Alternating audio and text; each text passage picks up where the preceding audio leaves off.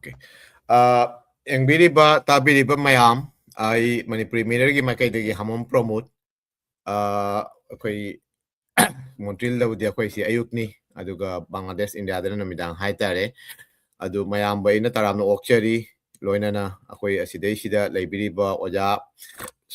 Koi Manipur University, Assistant Professor Dr. Sanatomba, Amashung Bangladeski, Sagaraba. Kabi amashung aiba translator oja Sonaton hamambushu ay nekai kumnajari tawutabu International Mother Language Day 2026 ngarang haibatare 21st February pangthokna kre not only Bangladesh koigi malem sinthungna akoi Canada da shu amadi akoi America da adai Europe Asia mafam khudingmakta chinglebna haitare atigi numisibu kai khumdabu utki asigi manungda aina khwaidagi nungaijabadi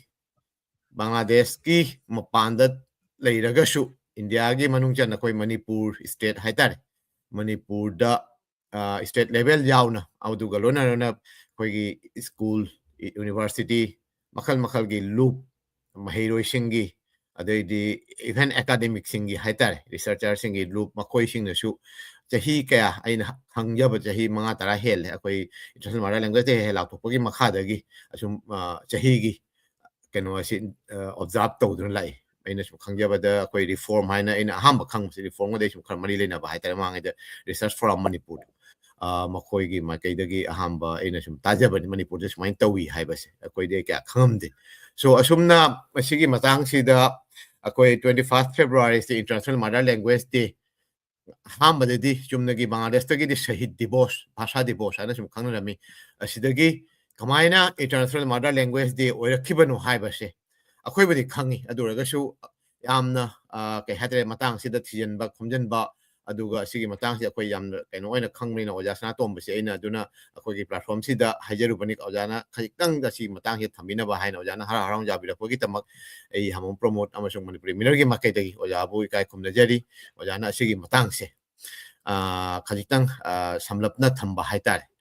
International Mother Language Day, 21st February, see Kamino or a Kibano Haibase, a Sigi Matang, Tambiola. Hagacheri. Nasigi ekoi Manipur Mirror gi magi khana nainaba haidi atei mayam tabi riba listeners singju khana nainaba sida loina mag yaubi ribani ekoina yam hena haire haidna haijaba nasade na akoi gi pungning gi wafam haitare handaki episode sigi oina oja akoi gi Hamom promote ikai kumnajari ba oja Manipur Mirror gi ngasigi host oibiri bana ekoi ji kitang handaki matang sigi episode sigi oina lokhat pirakpani masigi damukta ikai kumnabu utsari loina na ngasigi thoram asidaida aigi yamba aina nungsijaba adugumba koigi Bangladesh ki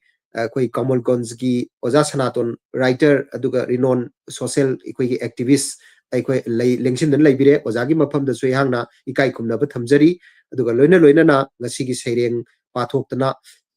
ima lon bu nungsibagi adugumba saifam mama mayam mama mafam da pibi gadaba oja koigi Assam gi oja Thounoujam Shyam aigi nungsijaraba yambani aduga oja Rumita Sinha Dhaka gi Bangladesh ki oja ibema aduga NG Bijoya Keisam samdagi oja ahumbusu ayangna tawimal khangbu usari ikai khumnajari loina na thoidok hendangna ngasigi live stream se masibu tabiriba amasung yengbiriba malengi mafam khudimukta leiba aduga silinau khudimmak ki mafam dasu ayangna tawimal khangbu usabaga loina na ikai khumnabu usari koknonjari asi tasengna makini International Mother Language Day haidana ikoina lauribasi masi yamna maruoiba masigi sidi Bangladesh tagi horakpani aduna Bangladesh pu asigumba International Mother Language Day haidana malem gi lon khudimakse masi ziki mafam mama koigi thambi bagi damakta masi semna na honarakpa matamda makoigi dedication kathokpa makoigi magi mathawai bhawda kathokiba imalon bu nungsigadabani haibagi madugumba pauktak paukjelama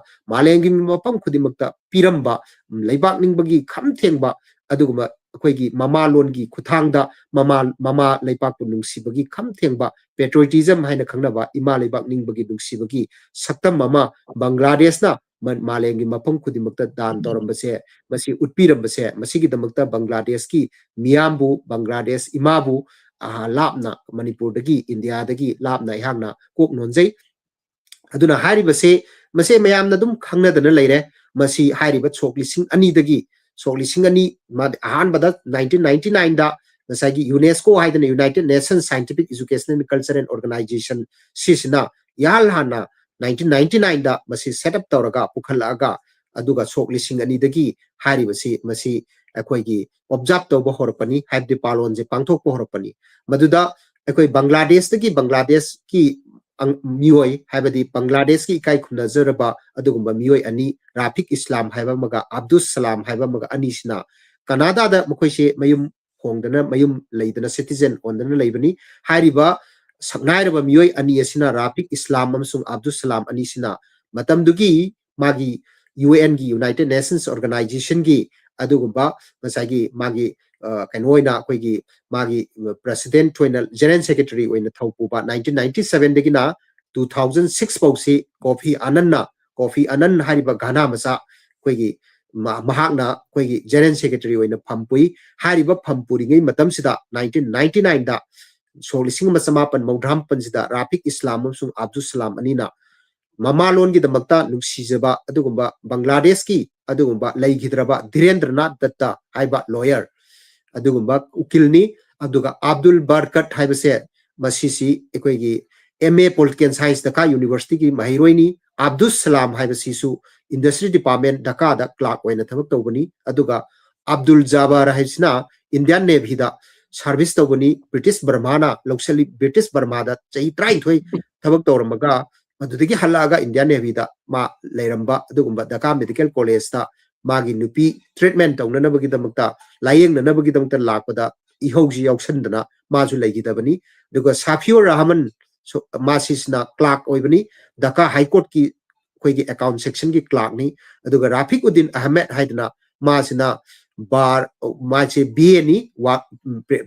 Dhaka da leiba aikoigi printing press amada thabak yaubani hairiba mioi aikoigi akhanaba mioi singa se ikai khumna ngai oiraba laioi khraba mioi singa se masisna leigidaba kaidoba haibada mama leipak nungsibagi mama lon nungsibagi khamthengba matamadugi aikoigi Pakistan harise is Pakistan namsung West Pakistan na ani thongna khaidoe adudaida ngasagi is Pakistan haibsna Bangladesh matamdugi Bangladesh sojiki koina Bangladesh haribasi is Pakistan orame maduda asagi Urdu ngangba Urdu namna ngangba adugumba asagi Pakistan ki anoba government asina hariba Urdu lon se Pakistan ki official language oigani haidana national language oigani haidana lauthorpa matamda aikoigi mamalon karamba mamalon haibada Bangla jibu mamalon oina ningjaba ngangjaba adugu mioi singa sina madusu kanana haibada Urdu na mamalon oibham thokpa adugumba aikoigi pangan sing Muslim sing se asi karidi pokpadagi hauna mamalon oina karidi ngangraba aikoigi Bangla di ngangraba adugumba Bangla ngangrabanina Bangla bu kyam nungsigeda Bengali nataba asagi Bengali namna nataba koigi karyana namna Muslim na koigi pangal haina koina kaunaba Muslim singsina namba akoi kudamoina Abdul Barkat Abdul Salam Abdul Jabbar Safiur Rahman Rafiquddin Ahmed hariba mioi singse ado except Dhirendranath Datta hariba lawyers natana hariba mioi singase masisina mama lon gi damakta akoigi sidokhiba thawai thadokhiba thawaina balidan pigibase masisigi yamna akoigi dedicated oiba maram chabada kathokhiba loan gi damakta mama leipang ningtam da bagi nataba loan gi damakta adusu kanana haiba matamda mama loan jabani haidana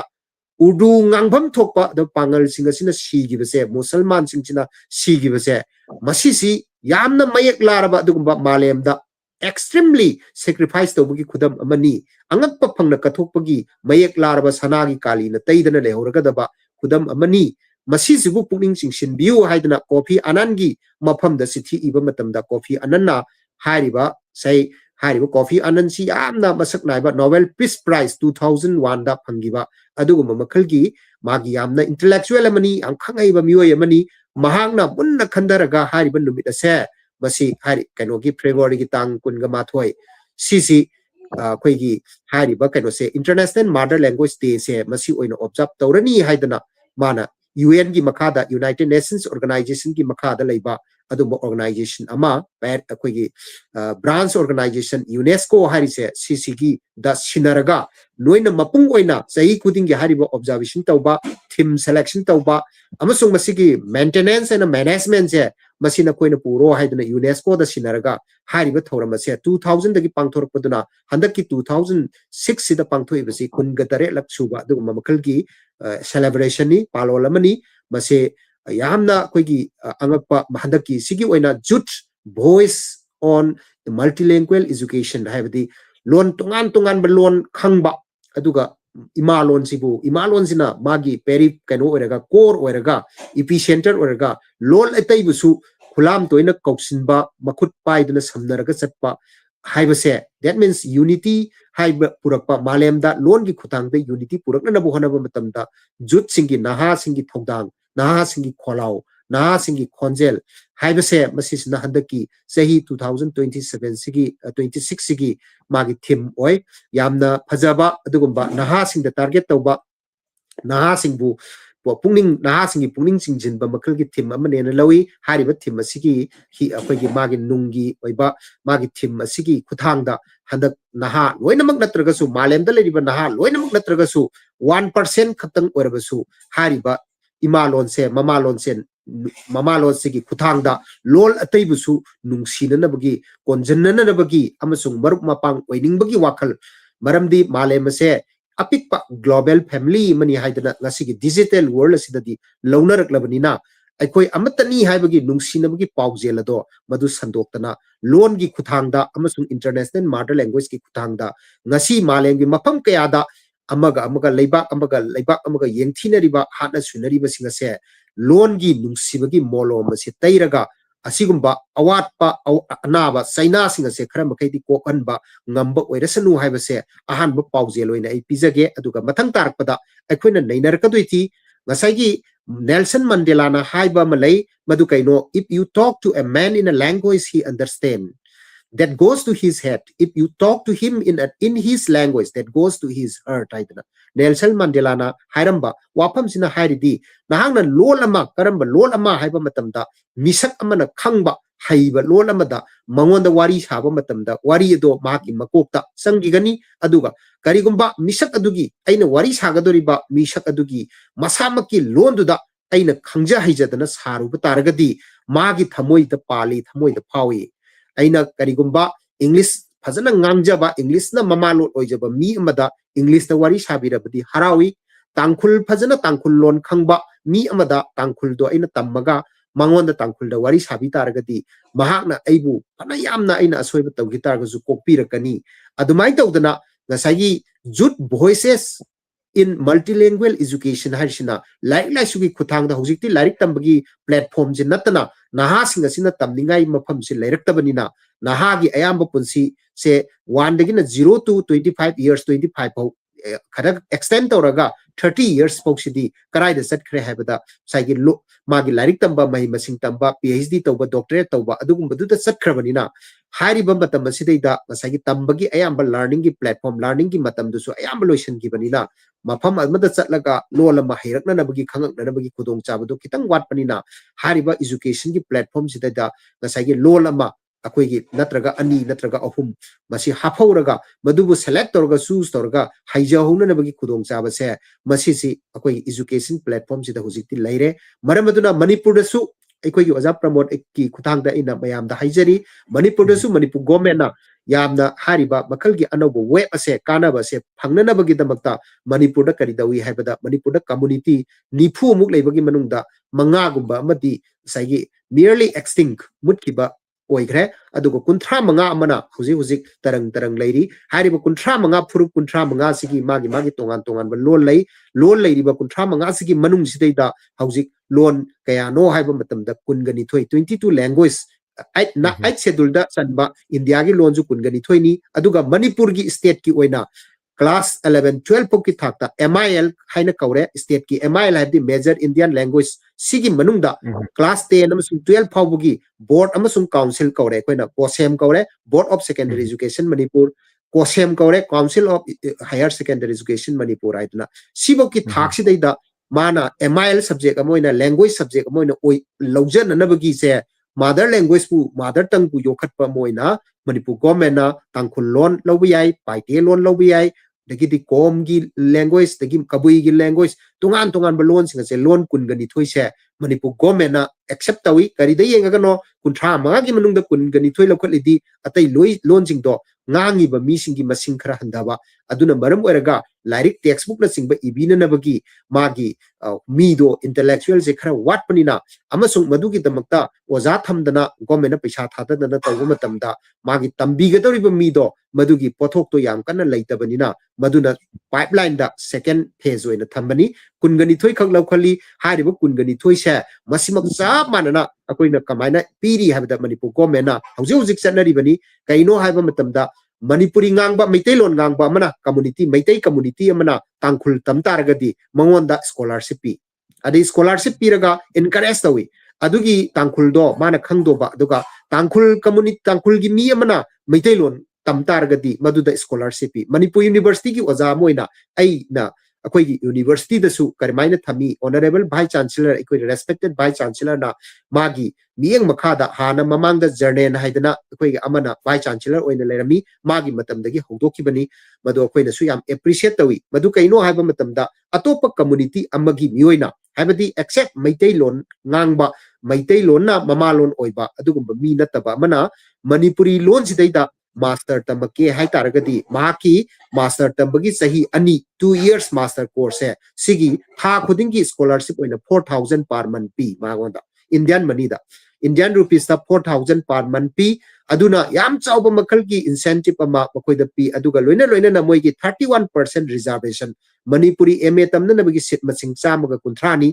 chama kuntra Manipur University go ina cham kuntra je 31% reserve torga makoi gi da mukta thamme asigumba khudong chaba mayam se pirak pasina jut voice in multilingual education habasiga Manipur da chali basiga koi gi UNESCO na handaki theme moina lokhala ibase theme je lokhatingai before selecting the theme je lokhatingai mamangda Manipur gi di already hari basi implement tawdana thamgre habasima India gi oina su madugi Manipur gi hari je India gi ni India gi magi policy program nge no oina thamdana laigre masigi damakta India government thamsu Manipur government se aikoi gi hari ba international mother language day sina lakpa matamda mirai bi yaroi kaukthokpa sumoi makoina khangna bu orabasu khangdana bu orabasu khunai asigi masung lol gi chawkhatna na bagi damakta mating leina thauna phaina honari habase masisi yam sumlobo apamni aduga nakalamorom aikoi gi Manipuri loan gi oina oja promote aikoi kamai tawi habda 1979 official language act haidana my pass tawki ado Manipuri loan je hana ngangakpa parampara madudo link language na aikoi na kaure link language habdi Manipur de leiba community khudimaksina Imphal habasina mayol oibanina mayol lam oibanina habdi capital lam oibani capital habse aikoi Manipuri di mayol lam haitare mayol lam oibanina mayol lam sida koigi hospital gi lai su tambagi education gi adigi tongan makal gi trade and commerce gi aduga lambi thongi kari gi loina makse mafam sida oibanina mafam sida khungang da phangba pothok mayam do madu yon balak pada natraga khungang da leiba miduna Imphal sidaida layeng balak ke taragadi masa kanjan na bagi damta Imphal da lakpatai awang bathaki mahitam ge harsu Imphal da lakpatai Manipur gi oina adu taragadi Imphal sina mayam gi tungbam oibanina Imphal gi loan khang da yade Imphal gi loan di karin oi mite loan oi maramaduna Manipuri loan se link language sai base masise namfu da ngasai gi nongmai pairaga akoi Manipuri loan se noi gi loan ngang da yade hai gi banate mase khudong chaba mayam sigi tungnapam oi ba epicenter oi basina hari base English loan so tumangai English loan na namfu da nang English loan ngang da yade hai tana kaisu lai nate English ki magi saukhatpa madugi khudong chaba trade and commerce madugi tongan making knowledge mayam gi madugi khudong chaba mayam se sandongna na bohonar ko matamda maduda phangiba facility ga ai akoi isa gi loan jida phangiba facility ga ani je khena bana maram oraga ai gi option je compulsorily internationally ai se akoi gi hai ge khang gi hai targadi ai khongda gi hai targadi English se compulsory dum khan bani English na koi da loichen bagi wapam thidongna laiti ena khali new paradigm da ina yengjaba targadi adumai tawdana Manipuri loan se masisu state gi oina di Manipur state gi oina di hariba international mother language day sidaida Manipur gi oiba Manipuri loan jibu nungsijaba mo oina aikoina ngasi gi platform sidaida sagi international mother language day habanina English ta observe to bi ai adegi Bengali loan da observe to gi ai Urdu da to gi ai Hindi da to bi ai kaisu kaide ado Manipuri loan bu ngangba ado ba citizen mo oina akoi Manipuri loan si busu nungsi bese masi international ki loan khutimak magi majati na nungsi je buduki machum do thoidok endong na Bangladesh ki praja miyam na Bangladesh Bengali loan bu nungsi je bagi amasung akoi ki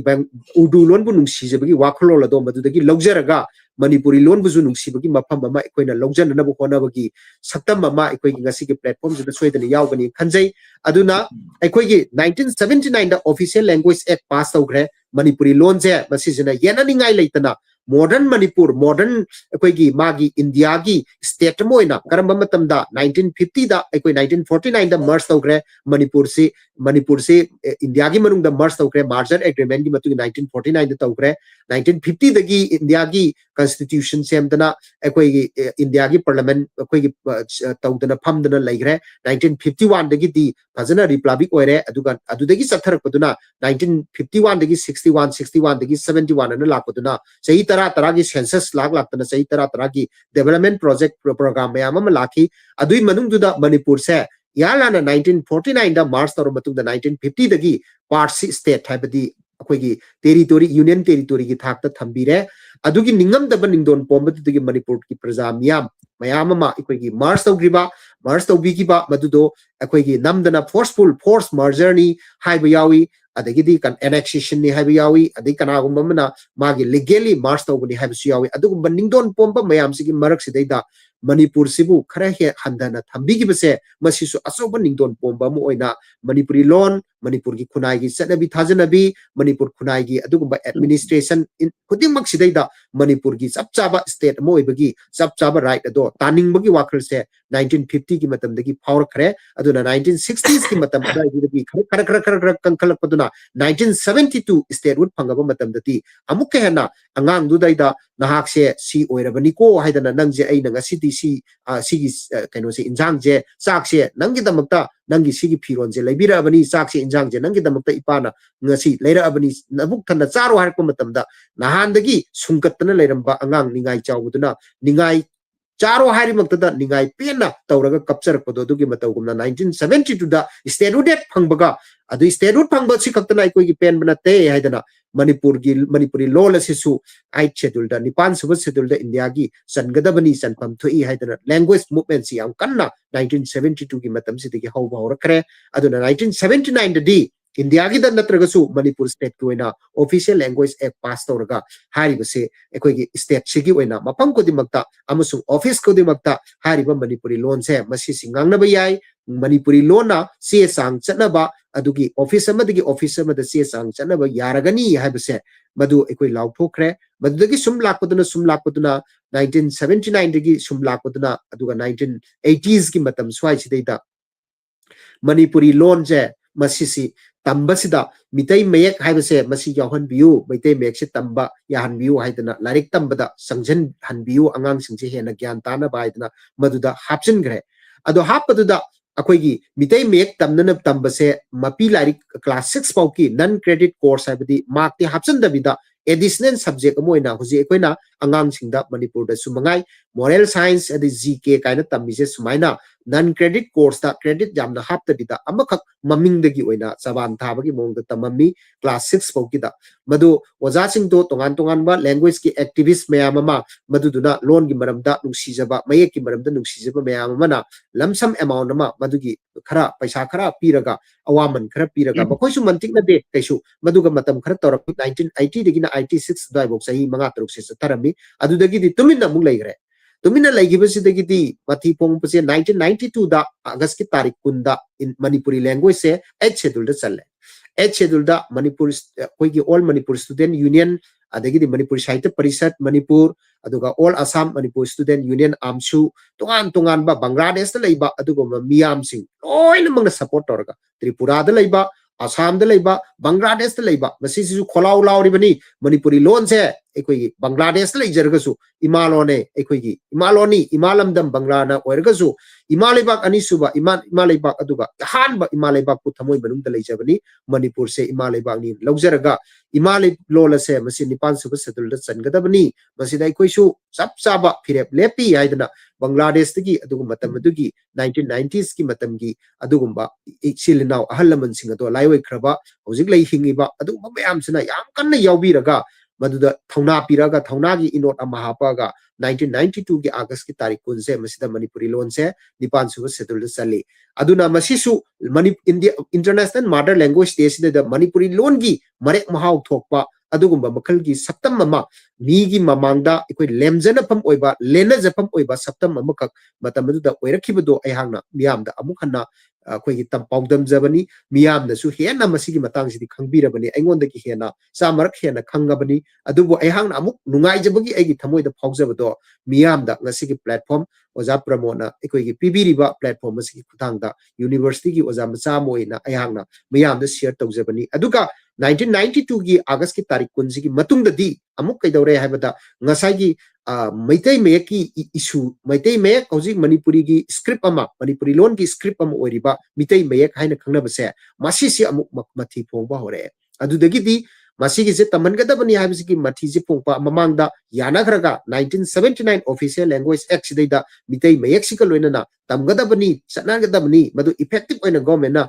madu gi sapchaba role logadabani haibisi daida kitang khongjang tapthana laibgi badudagi madudagi di akhoi tonganba organization kunthani palamana apex body madugi punjillaga semba milana haidana mitai irol iek loina silon apunba loop haidana milana haidana amala e loop ama milala haibase organization ama khakta nate ama khak mayamna organization kunthraga tare ni pana punjillaga semba apex body amani haribasina akanba khoigi ihau ama singshubam oza laikidraba akaba haida khangnaba adugumba loan mayeki matang sidati hero moina Manipur gi hero moina akoina patho moina akoina lawya ba ipai bungo khoi singshubam akabana mana lit tawraga yamna kanna khona dana madudagi jail da sangi makoi masing yamna milan gi khoigi thomi mayam ama jail da sangi kari dawudagi haibada masidi thabak sum tawbusinati yararoi Bengali da iraga laiba lari khudimak se masi loina mai thaduk tabi yadre en masida Bengali loan bu nungsiba Bengali mayek bu nungsijaba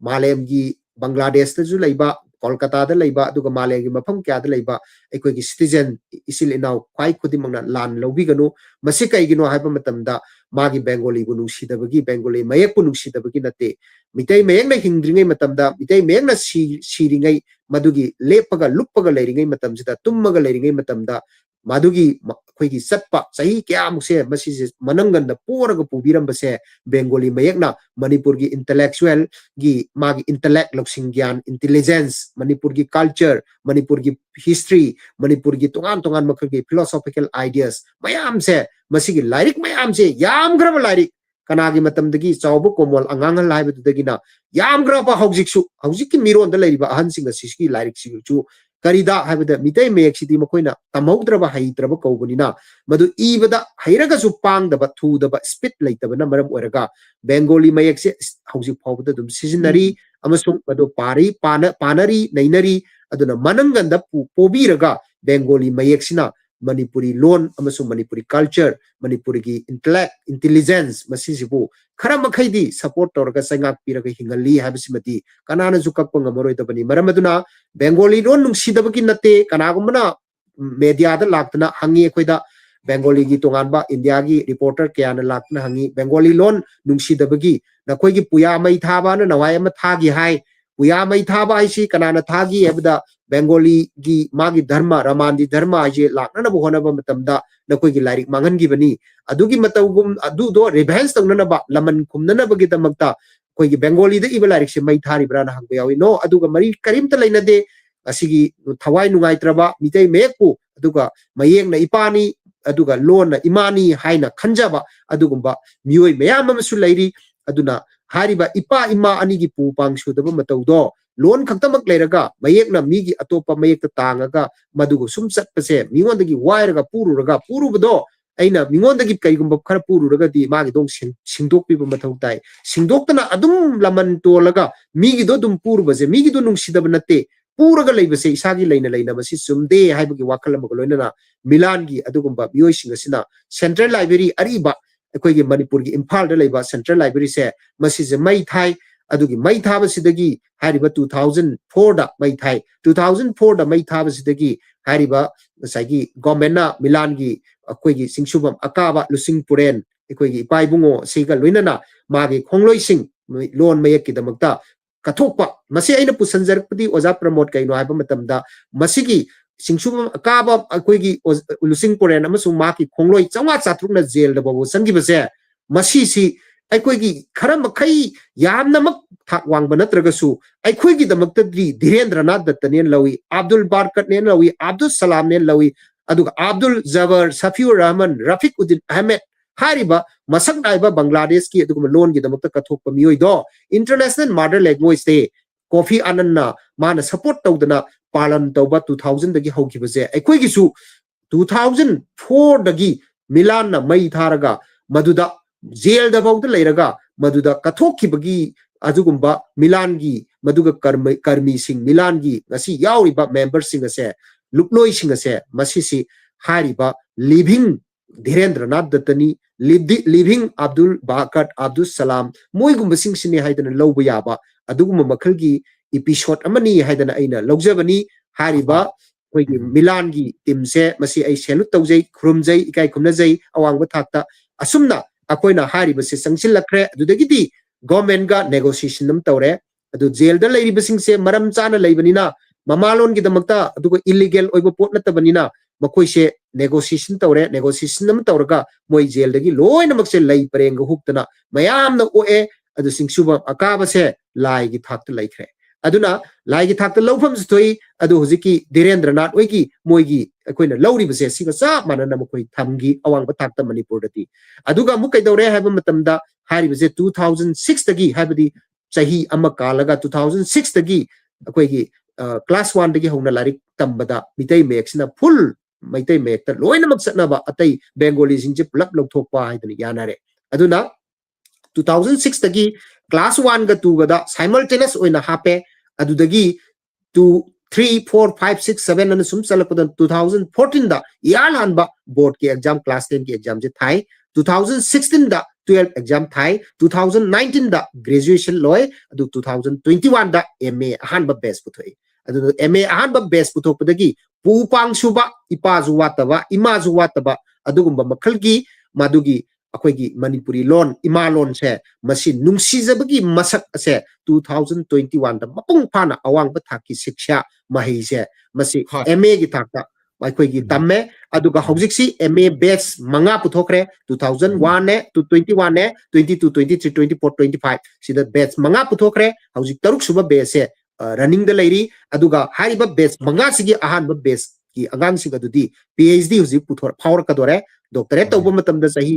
nipan dagina tarabok sangi aduna moi hojik PhD kana sathari aduna PhD sahi amuksida sukchoi choidana mitei mayekta thesis thogla ani ado UPSC gi da Union Public Service Commission gi IS examination da mitei mayek se font madugi mayek to India gi oina leitaba aduga technical gi oiba adugumba makhal gi disadvantage yam leibaduna India da maduna na semakpa matamda yengpa matamda answer script yengpa question namakpa matamda magi yamna highly confidential oibanina amasung highly madugi yamna wangba thakta respect tawnaba adugumba makhal gi post amo oibanina hariba IS examination je UPSC na lawba examination je masidadi mitei mek se kuina mado koina taknadana lai Manipur ki nahasing aduna juts bohoi se adum leptana piraga lai tengkang pidana taksilli taksin mandana matang yamna khajna samlapna odagi kenosi yamna kai haita yamna mapung phaba kenoma ngasai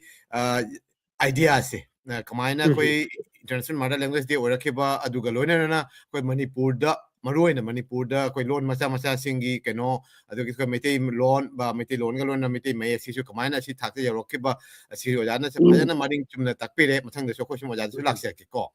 koi mathang koi asida ngasi gi thoram asida Sheireng pa na ba haitare Sheireng pa bina ba saruk ya bagi tamak koi studio election duna lere koi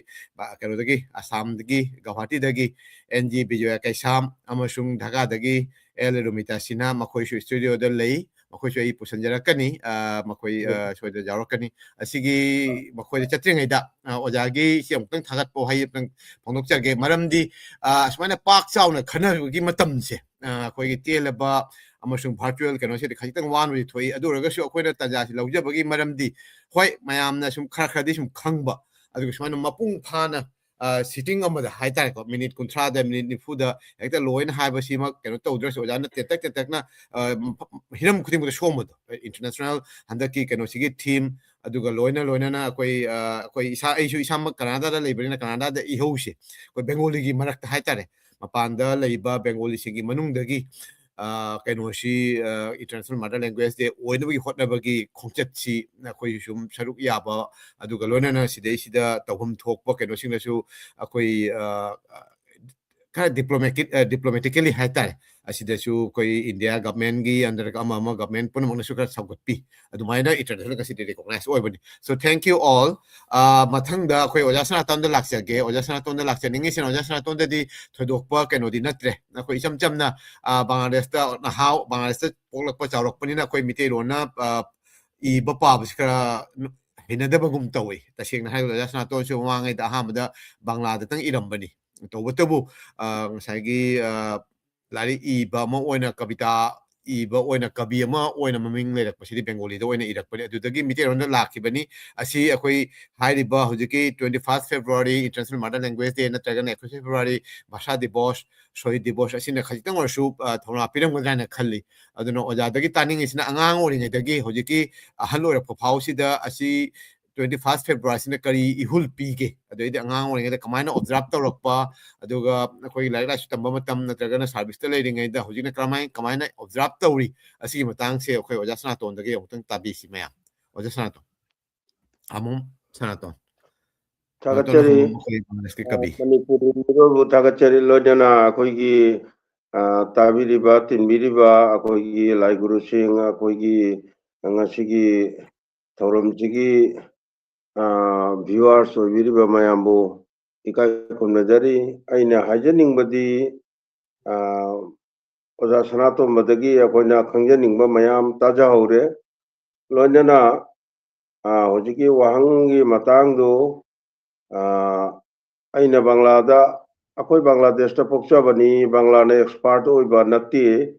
ado jo Bangla londuna akoina hainajaruba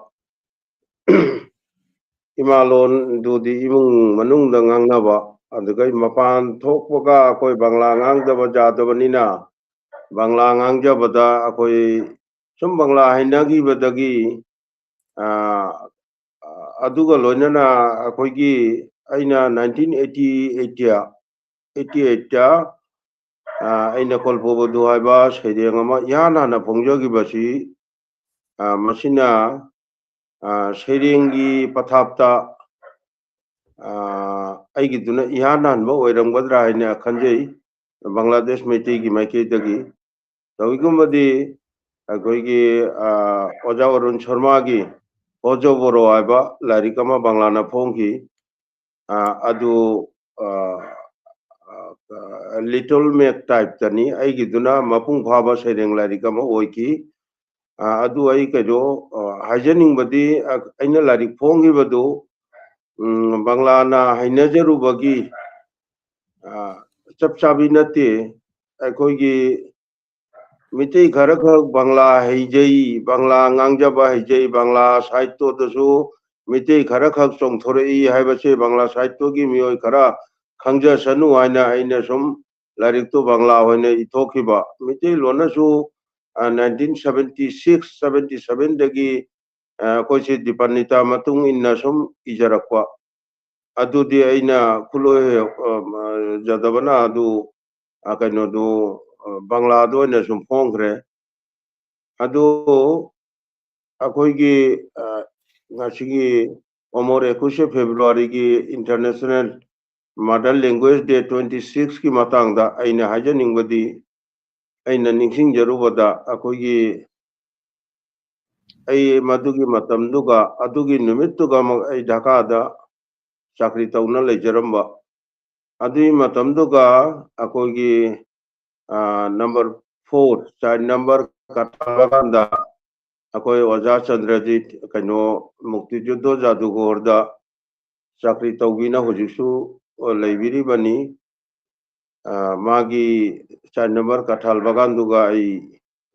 matam lena magi marakta amadaduga koi bachalami nongma madui numitu 18 ki 19 February 2000 oirangwani aba aduga Adivasi forum dagi Bangladesh Adivasi forum dagi akoi the news ama lae Metis community da ye hayeng 21 February ihan ba International Mother Language Day palon tawduri kainoda Dhaka University ki kainoda adu mayam lakpiu aina hairakpaduga akoi nisi tanaraga aduga oja Dr. Hiren jo dajuga lai akoi ahum si tanaraga 20 February de akoi si nungdang si benara ma ihalle Dhaka basi Manipuri aina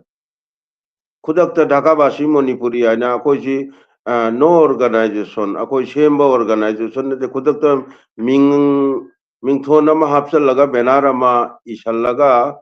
akoi si kano seminar chale Dhaka University da chalaga akoi su Adivasi forum ga loinana akoi mayam su madaitu saruk jajarui loinana akoi na halakwa matamda jamna nungaitaba pawa ma ningsingluraga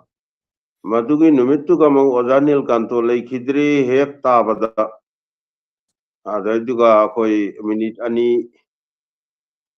mayam lepina duna Dhaka basi Manipuri Dhaka da leiba mete punamak madaitu akoi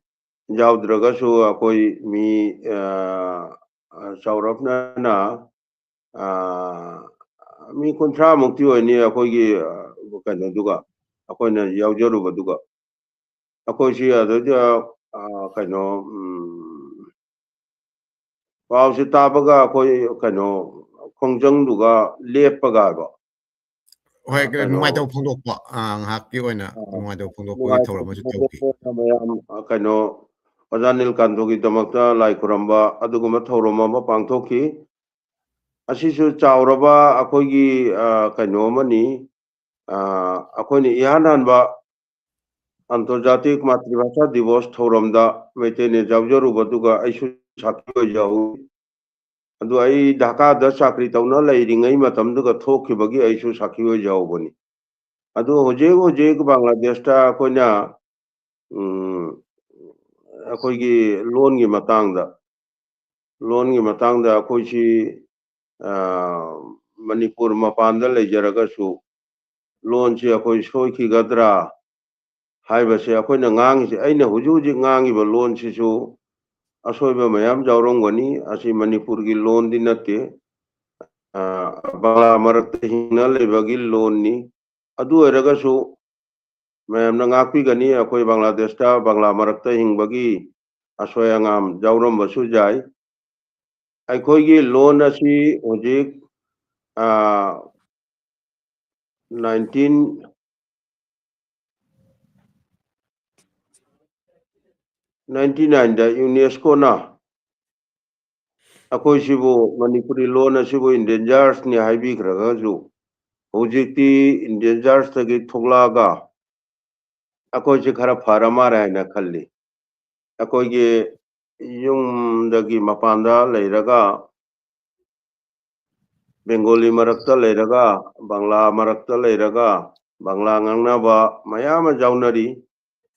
moina su Bangla pusalai akoi jumda magi jumda adu eragasu akoi Myanmar dagi natraga atopa mafam dagi akoi si hingi mare akoi loan si mang ki gadauri habasi masigi kaino mihun pai basima leitramare na kanjei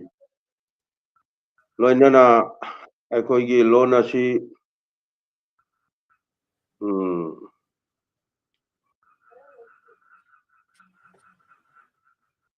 nongmadi soidana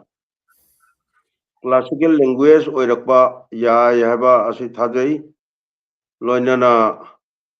akoigi oja sana jawba iningthau sana jawba na honabiriba thaudangi matung inna akoigi 1992 da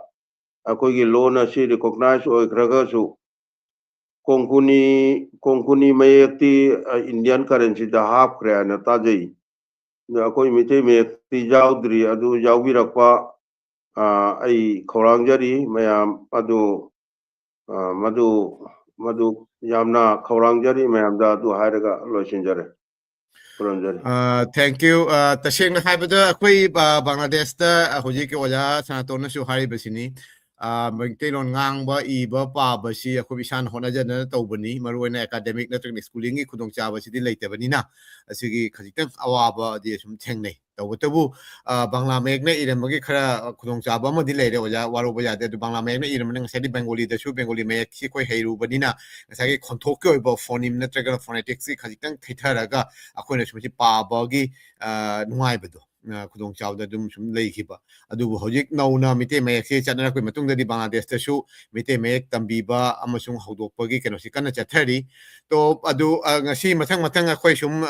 wari si sum sanajagani aduga loina loina oja dasu oja Sanatomba dasu hangak pajar koi classical language ki thakta Manipuri language se Manipuri loan si kadigi chanba ngamdribino ngamdebano haibagi wahangsu lai si mathang da laksage aduga ahamaga round ta koi Sheireng matang tage ngasai tagi koi wari wahi mayam si sum mathang mathang koi tarak panina koi ngasi imalon gi Sheireng amatang koi mayam da ta si koi marakta nexon duna leibire koi Assam dagi India gi Assam gi oja madam haina kaujarage NG Bijoya Keisam Guwahati da leibani madam gi makai dagi madam gi samdappa introduction macha minute amani tang hairaga madam na Sheireng amani tang khara pathokpi ahamba round sida oja madam na amatang uraga su natraga yaraga na ani khara pathokpi adugi mathangda akoi el Rumita Sinha Dhaka dagi lai jawram bani adu khangde keno dagi network fattabana haigadra keno sidagi hak thokri adugi matungda akoi Guwahati gi oja Shyam su changakani ana thajai to juk mathangda lakjarage akoi gi madam NG Bijoya Keisam da madam gi keno si unmute tongtang tobiu ba yare baja yare thank you unmute toroban yare ngasigi program sigi ai khanawsu kitang yadre hoja ko kaide ojadi khoino to banina sum main ona khoi gi keno do khoi mayek to khoi gi wahai du ta do ni ko khanau gi khoi isei sakpa natam mina kaide wahai du sum ta si sum samna sum hayu kaide oja madam ngasigi program sigi Esteemed Guest oibiriba oja Sanatomba amadi oja Hamom Sonaton ina ahanba mukta khuramjaba loinana program sibu sinbiriba akoigi Manipuri mirror gi oja promote puja ina hanna thagachari the aigi ming NG Bijoya Keisam ai hoji Guwahati da settle oina lei aigi horakpam di Silchar dagini do ai hoji Guwahati da settle oina leijare do asi haraga aigi makha taba aigi Sheireng oina dum haujarage oja ko habiu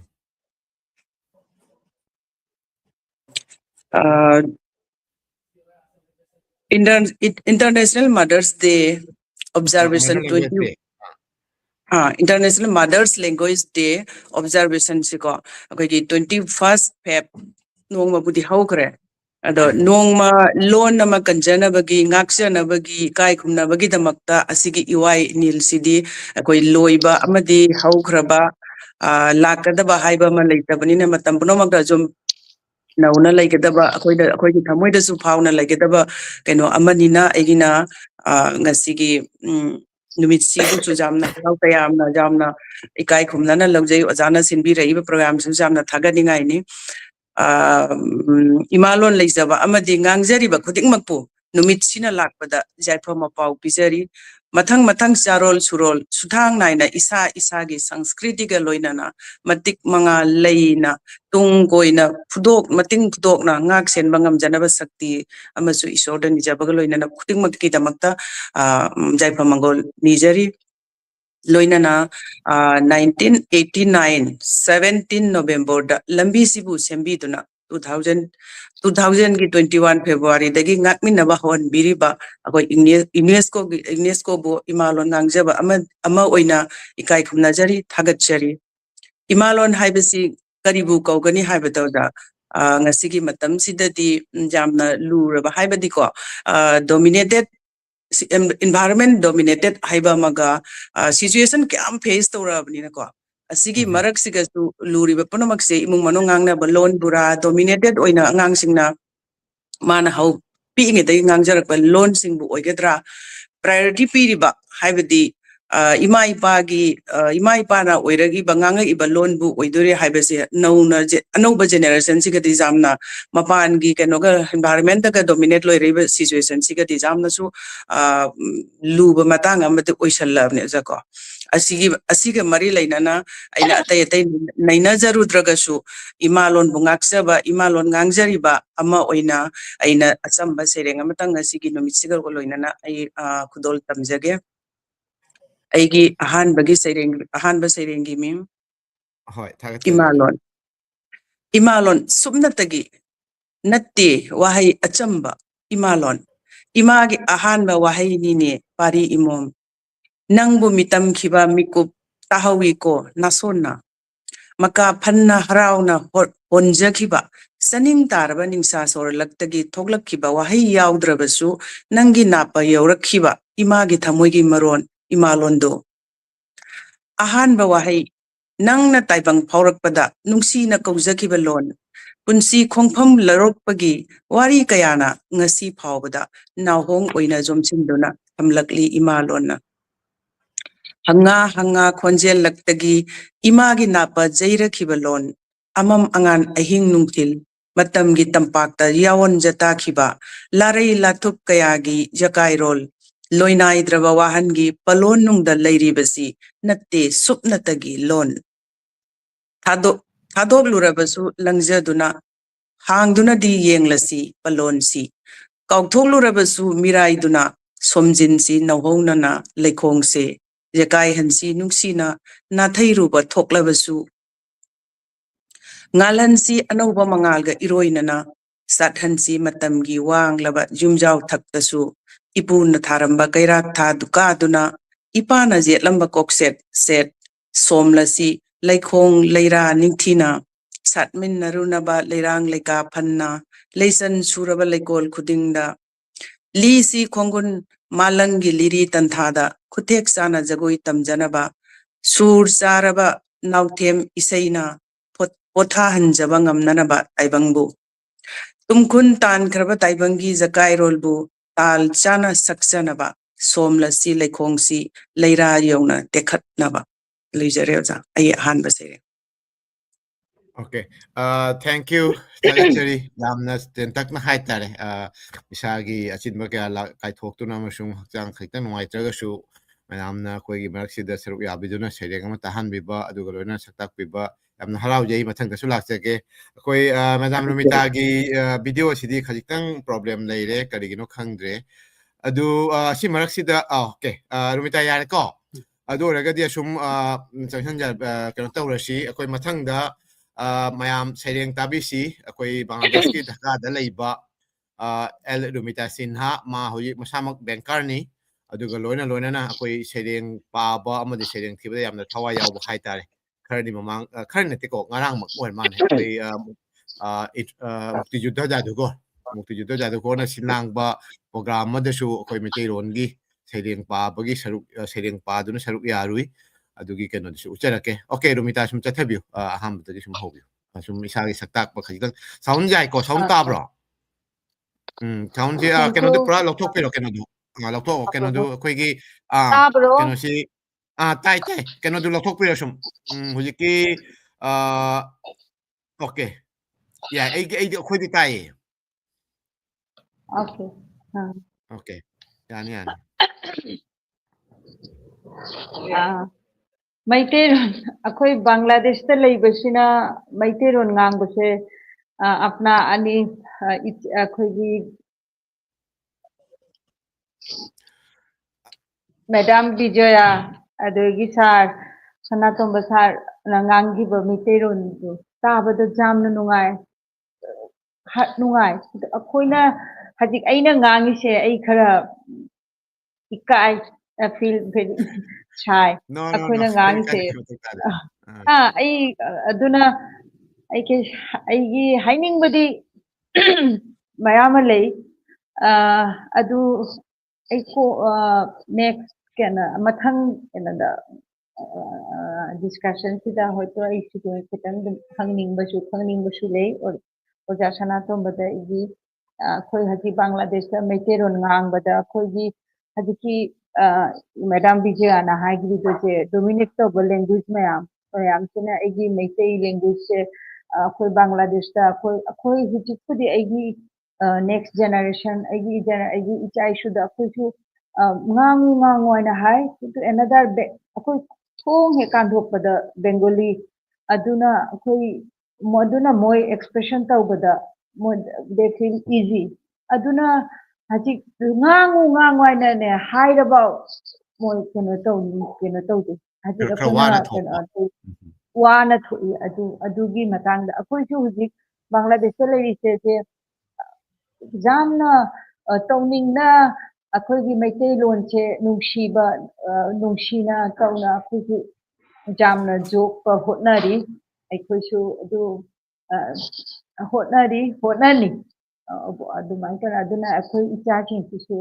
haji ki dominate language na kanthalak pasida akoi chu khitang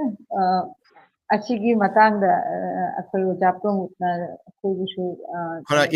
Iraq na ba haibadu akoi oja Sanatomba akoi Iraq na ba haibadu tare akoi gi language achauba singi marakta akoi Iraq na ba akoi asina iroiba heiba tambam changba lon macam sa asigi kana snack se Rumita sim bakun katabiu madam aina hujik padoi Sheireng se akoi Bangladesh ta leiriba akoi mayangi Bangla language se Bangla language gi dum mathakta ni te nungsiba gi marakta oja kamini khoirom kamini kumar gi lamal tolabani aidi Bangla imagi maphamda Sheireng sigi mami aigi chetana gi samudroda Rabindranath Nazrul Jibanananda Dijendralal Atul Prasad matam pumbada ichel oina cheli Rabindranath na aigi thajaba thamoi gi ngamkheini Nazrul aigi nungshiba lalhoni Jibanananda aigi leipak ningbani Dijendralal Atul Prasad na aigi khonthoki ishei lamal tolabani aidi Bangla amashung Bangla imagi maphamda Bangla gi khudiram aibu meitei anoba Tikendrajit ki wari ningsinghalli Bangla gi bhasha andolon aingonda nauhonnana chetona pirakhi meitei lonbu nungsibagi শহীদ ওইখ্রাবা জব্বার রফিক বরকত সালাম এই প্রেরণা পিরক্ষী ইমালঙ্গিতামক্ত থাওয়াই থাদুক্তাগি শহীদ মিনার এই বুল্লাই পাক নিংবা সিংগি মাফামদা মাতাম পুম্বদা ইকাই খুমনাবা উৎপগিতামক্ত তাকপিরি হুমফুতারা মাথইগি নিংতামলান এই বুত্তাম বিরক্ষী সাম্প্রদায়িকতাগি মায়ুক্ত মায়ক ইয়াবিনাবগি তামক্তা Laili Majnu Shiri Farhat Tiwari Aibu Ningsinghalli Meitei Mahakabbogi Nayok Naika Khambathoigi Tiwari Aigi Wakhaldi Lamal Tolabani Aigi Bangla Amashung Bangla Imagi Maphamda Lojare Sheireng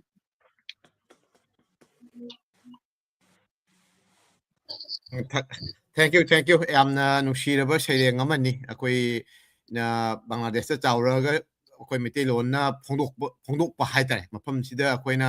mitei macha ma oiraga shu Bangla gi sing nungsit marakta amadi akoi na kai haitare janata hijam irabot aduga akoi gi chawba kamogi keno taba sida kona thangdani ko ahambadadi akoi Nazrul gi Kabi Nazrul Rabindranath amadi makoi gi ningkha da haitare aduda chawrokprena adugi keno adugi mami du chapchana tabani adu oiraga su akoi mitei ron hi kauthokte ma so mitei ron akoi honna jei habado aduni kai na hangoi na haitare adugi keno du bangni hangoi na right hangoi na koi na hai ngangi se adugi keno so adu asi kain to thing ta de asi de sida oja Sanatomba da laksage akoi na mapan lamda thengnari ba ꯑꯁꯤ ꯃꯁꯨ ꯂꯩꯔꯦꯀꯣ ꯑꯩꯈꯣꯏꯒꯤ ꯑꯋꯥꯕ ꯑꯗꯨꯒꯤ challenge ꯑꯗꯨꯒ ꯂꯣꯏꯅꯅ ꯑꯁꯤꯒꯤ ꯃꯔꯛꯁꯤꯗ ꯑꯩꯈꯣꯏ ꯏꯚꯟ ꯏꯟ ꯃꯅꯤꯄꯨꯔꯗꯃꯛꯇꯁꯨ ꯑꯣꯖꯥꯅ ꯍꯥꯏꯕꯁꯨ ꯈꯔ ꯌꯥꯎꯈ꯭ꯔꯦ ꯑꯗꯨꯒꯤ ꯃꯃꯥꯡꯉꯩꯗ ꯑꯩꯈꯣꯏ ꯆꯍꯤ ꯈꯨꯗꯤꯡꯒꯤ ꯄꯥꯡꯊꯣꯛꯏꯀꯣ ꯑꯩꯈꯣꯏ ꯃꯗꯔ ꯂꯦꯡꯒ꯭ꯋꯦꯖ ꯗꯦꯒ ꯃꯔꯤ ꯂꯩꯔꯦꯅ ꯑꯣꯖꯥ ꯏꯕꯣꯍꯟꯕꯤ ꯑꯗꯩꯗꯤ ꯑꯩꯈꯣꯏ ꯂꯤꯡꯒ꯭ꯋꯤꯁ ꯀꯌꯥ ꯑꯗꯩꯗꯤ ꯌꯨꯅꯤꯚꯔꯁꯤꯇꯤ ꯑꯣꯖꯥ ꯀꯌꯥ ꯑꯗꯩꯗꯤ ꯂꯥꯏꯔꯤꯛ ꯂꯥꯏꯁꯨ ꯏꯕ ꯀꯌꯥ ꯑꯃꯁꯨ ꯂꯥꯛꯑꯦ ꯃꯈꯣꯏ ꯃꯌꯥꯝꯅ ꯑꯋꯥꯕ ꯑꯃ ꯐꯣꯡꯗꯣꯛꯏ ꯃꯗꯨꯗꯤ ꯃꯅꯤꯄꯨꯔꯗ ꯅꯣꯡꯃ ꯅꯣꯡꯃꯒꯤ ꯃꯩꯇꯩꯔꯣꯟꯁꯦ ꯁꯤꯊꯔꯛꯏ ꯍꯥꯏꯕꯃꯛꯇꯤ ꯍꯥꯏꯃꯟꯕ ꯊꯣꯛꯂꯛꯑꯣꯏ ꯍꯥꯏꯃꯟꯒꯅꯤ ꯑꯗꯨ ꯑꯣꯏꯔꯒꯁꯨ ꯁꯤꯖꯤꯟꯅꯕꯒꯤ ꯆꯥꯡꯁꯦ ꯁꯨꯝ ꯍꯟꯊꯔꯛꯏ ꯍꯥꯏꯕꯒꯤ ꯄꯥꯎꯗꯝ ꯑꯃ ꯁꯨꯝ ꯇꯝꯃꯤ ꯑꯩꯈꯣꯏꯒꯤ ꯃꯤꯇꯤꯡꯗ ꯑꯗꯨꯒꯩꯗꯤ ꯑꯩꯈꯣꯏ ꯏꯃꯨꯡ ꯃꯅꯨꯡꯗ ꯈꯔ ꯂꯥꯏꯔꯤꯛ ꯂꯥꯏꯁꯨ ꯍꯩꯔꯒ ꯑꯣꯖꯥꯅꯁꯨ ꯈꯔ ꯄꯟꯈꯤꯕꯗꯣ ꯑꯁꯤꯒꯤ ꯃꯔꯝꯁꯤꯅ ꯀꯔꯤꯅꯣ ꯑꯁꯤꯗꯒꯤ ꯀꯃꯥꯏꯅ ꯅꯥꯟꯊꯣꯛꯀꯅꯤ ꯑꯗꯩꯗꯤ ꯃꯄꯥꯟꯗ ꯂꯩꯕ ꯑꯩꯈꯣꯏꯒꯤ ꯀꯁꯥꯔꯗꯤ ꯑꯣꯖꯥ ꯕꯤꯖꯣꯌꯥ ꯍꯣꯏꯗꯤ ꯈꯔꯕꯨ ꯐꯔꯦ ꯉꯁꯥꯏꯒꯤ ꯃꯤꯇꯩꯁꯨ ꯈꯔ ꯌꯥꯝ ꯇꯥꯕ ꯑꯗꯨꯒꯩꯗꯤ ꯆꯕꯨꯟ ꯑꯩꯈꯣꯏ ꯃꯤꯇꯩ ꯈꯨꯜꯂꯛ ꯑꯗꯩꯗꯤ ꯃꯩꯇꯩ ꯀꯩꯅꯣꯁꯤꯡꯁꯤ ꯄꯨꯟ ꯇꯥꯕꯗꯤ ꯑꯗꯨ ꯑꯣꯏꯔꯒꯁꯨ ꯆꯞ ꯆꯥꯅ ꯇꯧꯐꯝ ꯊꯣꯛꯄ ꯀꯩꯅꯣꯝꯗꯤ ꯈꯔꯗꯤ ꯋꯥꯠꯂꯦ ꯍꯥꯏꯅꯁꯨ ꯑꯣꯖꯥꯅꯁꯨ ꯃꯦꯗꯥꯝꯅꯁꯨ ꯁꯨꯝ ꯍꯥꯏꯔꯤꯕꯗꯨꯅꯤ ꯇꯣ ꯑꯁꯤꯒꯤ ꯃꯇꯥꯡꯁꯤ ꯈꯖꯤꯛꯇꯪ ꯑꯣꯖꯥ ꯁꯅꯥꯇꯣꯝꯕ ꯈꯖꯤꯛꯇꯪ ꯆꯪꯁꯤꯟꯁꯤ ꯁꯣꯝꯗ ꯑꯣꯖꯥ ꯔꯣꯃꯤꯇꯥꯒ ꯑꯣꯖꯥ ꯕꯤꯖꯌꯥꯒꯒꯤ ꯁꯩꯔꯦꯡ ꯌꯥꯝ ꯅꯨꯡꯉꯥꯏꯖꯩ ꯑꯗꯨꯒ ꯑꯣꯖꯥ ꯑꯩꯈꯣꯏꯒꯤ ꯑꯣꯖꯥ ꯄ꯭ꯔꯃꯣꯠ ꯍꯥꯏꯕꯤꯔꯤꯁꯤ ꯌꯥꯝ ꯆꯨꯝꯃꯦ ꯉꯁꯥꯏꯒꯤ ꯑꯣꯖꯥ ꯀꯩꯅꯣꯅ ꯕꯤꯖꯌꯥꯅ ꯉꯁꯥꯏ ꯍꯟꯁꯨ ꯇꯥꯛꯄꯤꯈ꯭रे ꯑꯗꯨꯒ ꯗꯣꯃꯤꯅꯦꯟट ꯂꯦꯡꯒ꯭ꯋꯦꯖꯀꯤ ꯋꯥꯐꯝ ꯑꯃ ꯑꯗꯨꯒ ꯑꯣꯖꯥ ꯔꯣꯃꯤꯇꯥꯅꯁꯨ ꯍꯧꯖꯤꯛ ꯌꯥꯝꯅ ꯅꯨꯡꯉꯥꯏꯇꯕ ꯑꯩꯈꯣꯏꯒꯤ ꯊꯃꯣꯏ ꯃꯅꯨꯡꯗ ꯅꯨꯡꯍꯤꯛꯅꯕ ꯑꯩꯈꯣꯏꯒꯤ ꯌꯥꯝꯅ ꯑꯩꯈꯣꯏꯒꯤ ꯑꯦꯒꯣꯅꯥꯏꯖ ꯇꯧꯕ ꯑꯗꯨꯒꯨꯝꯕ ꯋꯥꯐꯝ ꯑꯃ ꯃꯗꯨꯗ ꯑꯩꯈꯣꯏ ꯏꯆꯥ ꯏꯁꯨ ꯍꯧꯔꯛꯏꯕꯁꯤꯡꯁꯦ ꯃꯁꯤ ꯃꯤꯇꯩꯂꯣꯟꯁꯦ ꯉꯥꯡꯉꯨ ꯍꯥꯏꯔꯛꯄ ꯃꯇꯝꯗ ꯈꯔ ꯍꯪꯒꯣꯏꯅ ꯀꯣꯏꯅ ꯊꯣꯛꯆꯕ ꯃꯗꯨ ꯀꯔꯤꯒꯤꯅꯣ ꯍꯥꯏꯕ ꯃꯇꯝꯗ ꯑꯅꯧꯕ ꯃꯈꯜꯒꯤ ꯃꯨꯚꯃꯦꯟꯠ ꯑꯃ ꯂꯥꯛꯄ ꯃꯇꯝꯗ ꯉꯁꯥꯏꯒꯤ ꯗꯣꯃꯤꯅꯦꯟಟ್ ꯂꯦꯡꯒ꯭ꯋꯦꯖꯁꯤꯅ ꯂꯣꯏꯅꯃꯛ ꯀꯣꯏꯁꯤꯜꯂꯒ ꯂꯥꯡꯒꯣꯏ ꯆꯟꯁꯤꯜꯂꯛꯑꯒ ꯏꯔꯥꯛꯅꯕꯒꯤ ꯐꯤꯕꯝ ꯑꯃꯗ ꯂꯥꯛꯄ ꯀꯔꯤꯒꯨꯝꯕ ꯃꯍꯥꯛꯅ ꯉꯁꯥꯏꯒꯤ ꯍꯥꯏꯔꯤꯕ ꯄꯣꯠꯇꯨꯗ ꯉꯁꯥꯏ ꯏꯔꯥꯛꯅꯕꯗꯣ ꯃꯗꯨꯗꯒꯤ ꯀꯟꯖꯒꯦ ꯍꯥꯏꯔꯒꯗꯤ ꯃꯥꯒꯤ ꯃꯅꯥꯛꯇ ꯊꯧꯔꯤꯕ ꯑꯗꯨꯒꯨꯝꯕ ꯂꯝꯂꯥꯟꯕꯒꯤ ꯍꯤꯗꯣ ꯑꯗꯨꯗ ꯇꯣꯡꯗꯕ ꯌꯥꯗꯕ ꯍꯤꯗꯨꯗ ꯇꯣꯡꯍꯧꯗ꯭ꯔꯒꯗꯤ ꯃꯥꯁꯦ ꯃꯥꯒꯤ ꯉꯁꯥꯏꯒꯤ ꯄꯣꯡꯗꯨꯃꯈꯛꯅ ꯂꯨꯐꯦꯠ ꯇꯧꯔꯕ ꯄꯣꯡꯗꯨ ꯈꯛꯇꯅꯗꯤ ꯃꯥꯁꯨ ꯀꯟꯖꯅꯕꯒꯤ ꯏꯊꯛ ꯏꯔꯩ ꯑꯀꯟꯕ ꯏꯊꯛ ꯏꯔꯩꯁꯤꯗ ngамꯖꯔꯛꯇꯕꯒꯤ ꯐꯤꯕꯝ ꯑꯃ ꯍꯧꯖꯤꯛꯁꯦ ꯃꯁꯤ ꯀꯔꯥꯏꯗ ꯍꯥꯏꯕꯗ ꯉꯁꯥꯏꯒꯤ ꯕꯪꯒ꯭ꯂꯥꯗꯦꯁꯇ ꯈꯛꯇ ꯅꯠꯇꯅ ꯉꯁꯥꯏ ꯃ꯭ꯌꯥꯟꯃꯥꯔꯗ ꯂꯥꯛꯈ꯭रे ꯃ꯭ꯌꯥꯟꯃꯥꯔꯗ ꯃꯤꯇꯩꯂꯣꯟ ꯉꯥꯡꯕꯁꯤ ꯐꯅ ꯌꯥꯝꯅ ꯃꯥꯡꯈ꯭रे ꯑꯗꯨꯒ ꯕꯪꯒ꯭ꯂꯥꯗꯦꯁꯇ ꯍꯧꯖꯤꯛ ꯁꯥꯐꯨ ꯂꯥꯛꯏ ꯑꯗꯨꯒ ꯑꯁꯥꯝꯗꯁꯨ ꯃꯗꯨ ꯈꯔ ꯃꯈꯩꯗꯤ ꯂꯥꯛꯇꯕ ꯅꯠꯇꯦ ꯑꯩꯈꯣꯏꯒꯤ ꯑꯣꯖꯥ ꯕꯤꯖꯣꯌꯥꯅ ꯉꯁꯥꯏ ꯍꯥꯏꯕꯤꯈꯤꯕꯗꯣ ꯃꯗꯨ ꯑꯁꯥꯝꯗꯁꯨ ꯃꯗꯨꯒꯤ ꯗꯁꯥ ꯃꯗꯨꯒꯤ ꯑꯋꯥꯕꯁꯤ ꯇꯥꯗꯕ ꯅꯠꯇꯦ ꯑꯗꯨꯒ ꯑꯋꯥꯕ ꯇꯥꯔꯤꯕꯁꯤꯒꯤ ꯃꯅꯨꯡꯁꯤꯗꯩꯗ ꯈ꯭ꯋꯥꯏꯗꯒꯤ ꯉꯛꯅ ꯑꯋꯥꯕ ꯇꯥꯕ ꯍꯥꯏꯒꯗ꯭ꯔꯥ ꯑꯗꯨꯒ ꯁꯦꯜꯐ ꯁꯨꯁꯥꯏꯠ ꯍꯥꯏꯒꯗ꯭ꯔꯥ ꯏꯁꯥ ꯏꯇꯣꯝꯇ ꯁꯤꯖꯔꯤꯕꯗꯤ ꯀꯔꯥꯏꯗ ꯍꯥꯏꯕꯗ ꯃꯅꯤꯄꯨꯔꯗꯅꯤ ꯃꯅꯤꯄꯨꯔꯗꯁꯨ ꯂꯣꯟꯁꯦ ꯃꯁꯤꯁꯤ ꯑꯩꯈꯣꯏ ꯌꯨꯅꯦꯁꯀꯣꯅ ꯉꯁꯥꯏ ꯑꯣꯖꯥ ꯁꯅꯥꯇꯣꯟꯅ ꯏꯌꯥꯝꯕꯅ ꯍꯥꯏꯕꯤꯈ꯭रे ꯃꯁꯤ ꯏꯟꯗꯦꯟꯖꯔ ꯑꯣꯏꯕ ꯂꯦꯡꯒ꯭ꯋꯦꯖꯅꯤ ꯍꯥꯏꯗꯅ ꯍꯥꯏꯔꯛꯈꯤꯕꯒꯤ ꯑꯗ ꯑꯦꯂꯥꯔꯝ ꯕꯦꯜ ꯑꯃ ꯉꯁꯥꯏꯒꯤ ꯈꯤꯡꯉꯛꯈꯤꯕ ꯑꯗꯨꯝꯕꯒꯤ ꯏꯟꯗꯦꯟꯖꯔ ꯑꯣꯏꯔꯦ ꯍꯥꯏꯕꯁꯤ ꯄꯨꯡꯍꯥꯏ ꯍꯥꯏꯖꯤꯟꯕ ꯌꯥꯗꯦ ꯃꯗꯨ ꯉꯁꯥꯏꯒꯤ ꯏꯟꯇꯔꯅꯦꯁꯅꯦꯜꯂꯤ ꯃꯈꯣꯏꯅ ꯁ꯭ꯇꯦꯇꯤꯁꯇꯤꯛꯁ ꯑꯃ ꯀꯥꯜꯀꯨꯂꯦꯁꯟ ꯑꯃ ꯇꯧꯔꯀꯥꯟꯁꯤꯗꯩꯗ ꯀꯔꯤ ꯀꯥꯜꯀꯨꯂꯦꯁꯟ ꯑꯩꯈꯣꯏꯒꯤ ꯃꯅꯤꯄꯨꯔꯗ ꯉꯁꯤ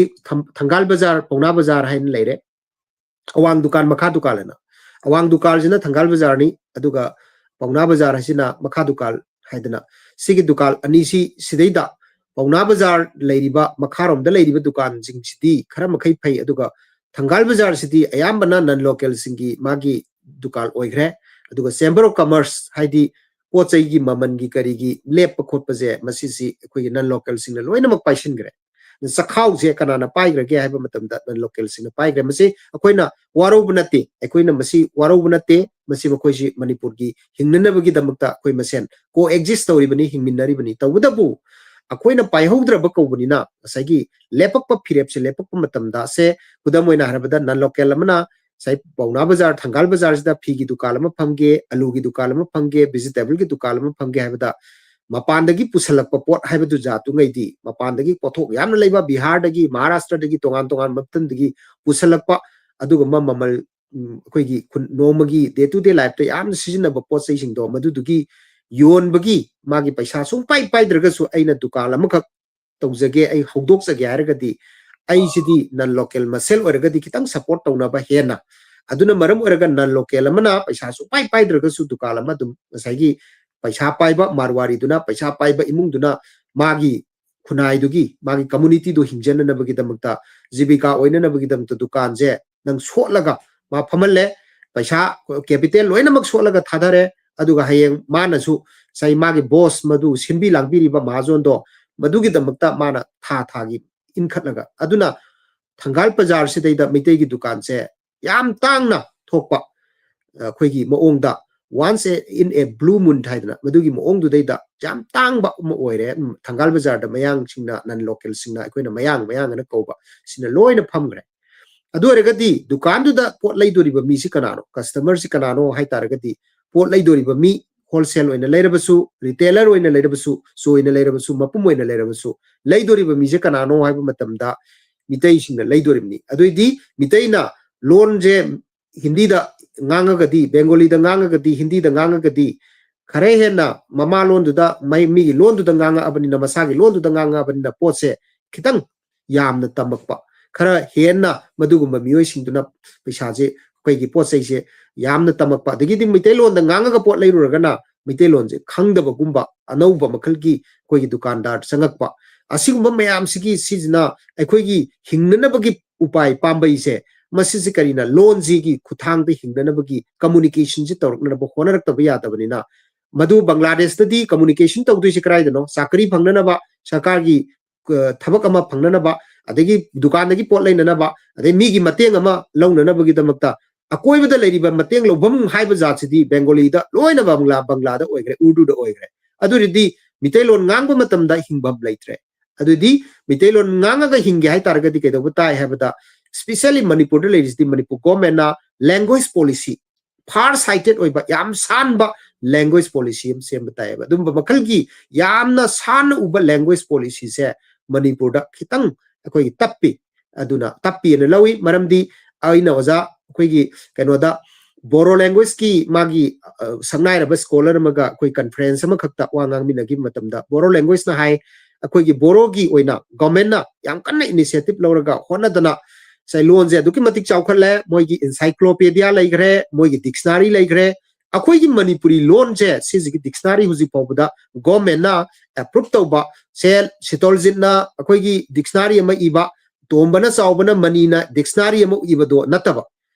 dictionary ma irdi loan je kari haidoino government haidi lainga haidoira kari haijike haibada yena ningai oibse masisi ke doge da government approve torba expert mayam gi panel na madu lokhalaga khanaraga simadi haidana arepa aduguma makal gi vocabulary aduguma makal gi wahai duma hariba loksilaga government approve to makal gi yam chauba makal gi research sama torga maduda achauba volume yam na chaw thaba aduma makal gi dictionary haidi akoi gi dana longai haise longai sima akoi thamba ma changi adagi di magi loan gi puari takpa aduguma makal gi linguistic encyclopedia ma akoi gi thamgadawni encyclopedia se masisina kaidawi habam tamda loan gi haurak wa si yaudrimni wahai am se kanada sinai kabuina sizinabra tangkulna sizinabra madagi mitai singna pugibra haibana singba se masigi haurak wa madugi wakhunje masi origin je phachana yauraga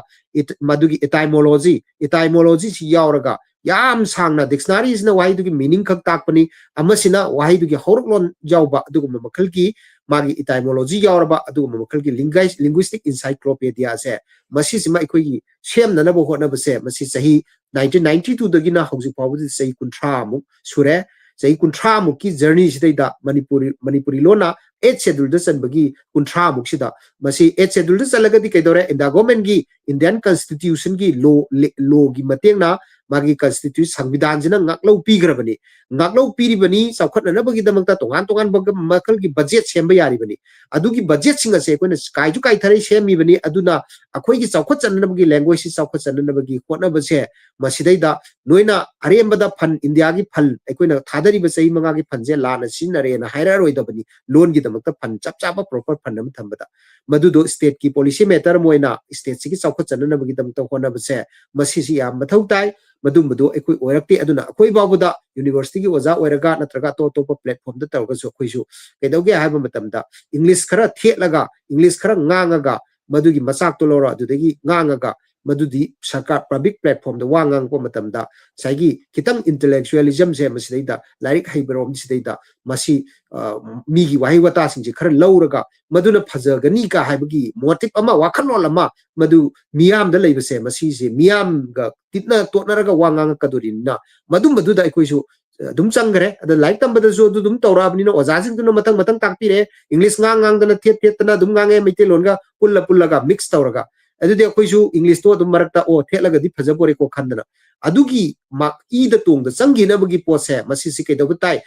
official language act habji oja promote amasung oja singlengsin bar adu tabiri bu khudimna official language act harise 1979 harise office the season now haibani ni office the season now haibagi damakta season na yare haibagi damakta official language act haibani adu manipur la laiba office mayam je mitai lon da amata se sang sanadi english ta ngakta sanai hindi da sanai hujingna khara hindi da khar sanare mitai lon da sanadri kai gino ado mapan gi koi gi UPSC gi Union Public Service Commission da IS gather mapan dagi Maharashtra dagi lai Bihar dagi lai tongan tongan mapam dagi lai Manipur da North East gather hoina North East zone da moi gi posting ta na bagi dam ta lai ibase kai doge habam tam moi se tha taru ki training amapi training du gi koi oja hoina koi su yaujei aduda kai doi Manipuri language se masi tam da su ya yate Manipuri loan se tam da yate Manipuri culture tam da yate naat se tam da yate aduna madudu gi da tha taru se ware ngai tammi parikha lawi moi the parikha da pass tauba taudaba du kanno honaraga madudai da makoi se pass ora matung sida kai doge da akoi sina haiboi haitaboy tana dana moi da koi gi English ngangi Hindi na ngang wari sanai Hindi na makoi IS sing sida sabdi like radana koi gi barab jon ba dagi di khonguk kap thaba dagi sam kakpa aduga nan local sing adumba lakpase bazar manung da thangal bazar da pauna bazar da phambase mitai gi sam kakpham amada kakte kanagumba mi kharadi adu kari da kai may nan local sing dugi da kai dongna na kai ba haiba matam da Hindi da wari sana ba nungayana adugi mata du da sangjala ga thela inba thela singba am da sangjala ga Hindi da wari sana raga nungai jabagi motif ta madui wakhal da leijaba mioi shu adum jaw da banati Manipur da sigi wakhalon je hek leri makai di kai doge haiba matam da Manipur da la abani jibika hingna na ba sakri tawna na ba laiba thabak suba oigera amo oigera dudi meitelon haitragadi Manipur changba yade meitelon je khangdragadi haiba pose karida Bangladesh laiba meitei amana Bengali khangdragadi hingba ngamde haiba koi dominant language ki magi concept ama piri budu maina Manipur da su Manipur haiba mapam sidadi Manipuri sina dominant language ki magi kaino do pi targadi Bangladesh laiba mina su sauthok sagane ba soidana imalon akoi gi mapam jam chau pina language policy sem targadi Bangladesh tagi Manipur da larik tam ge hai targadi free of course like tam biani dei thabak pawda moi gi percentage 5% 10% thabak ki job ki facility pini adigi muksu akoi gi kaidoba language proficiency test haidana LPT haidana ama thamba yai karida language proficiency test hai targadi mapan gi thabak tawba Manipur da sanga ke hai targadi thabak tu di compulsory nan mapan gi mi abdi Bangladesh da leiba mitai sing adigi Manipuri sing panganju leiri mitai pangal su moi sing je loin of job ki facility Manipur da pini sakri pini adigi magi leiba khotpadigi ka ILP darkar leite loin of free da changba yagani mama leibang ni karino mama leibang ni lan gi matam da karida thodo oma da sen gi bani moi di kaino habda indigenous people ni moi di yellow me ai du ni yellow me do Bangladesh da di mo khoi gi hingjaru bani moi di citizen oina leiru bani not indigenous people di nate yellow me di nate Bangladesh ki indigenous people nate maitai sing siti adu maina mani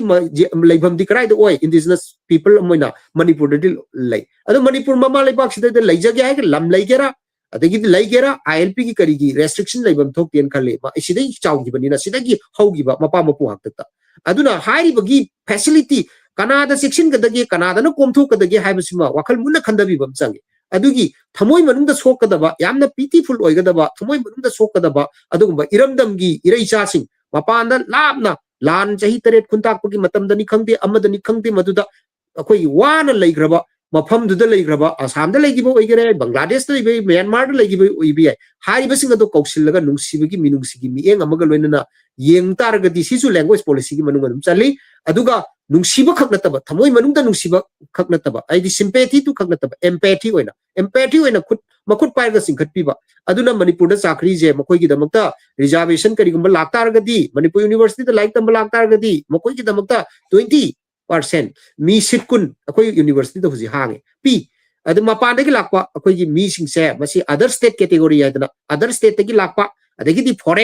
foreigners dai da kaidawi Manipur da lakpa foreigner marwaina Bangladesh da gi Bangladesh foreigner ne lore ta ai gi mota di foreigner ne lawam tokte Manipur da Bangladesh da gi maitai amadi foreigner oibam tokte ai wakhal da aduna hairiba pose masigi relaxation amasung madudugi ayaba piba vibes di government policy ne lepani policy to the karba policy habda asokpada thum thakchen ba makal gi policy semoi dabde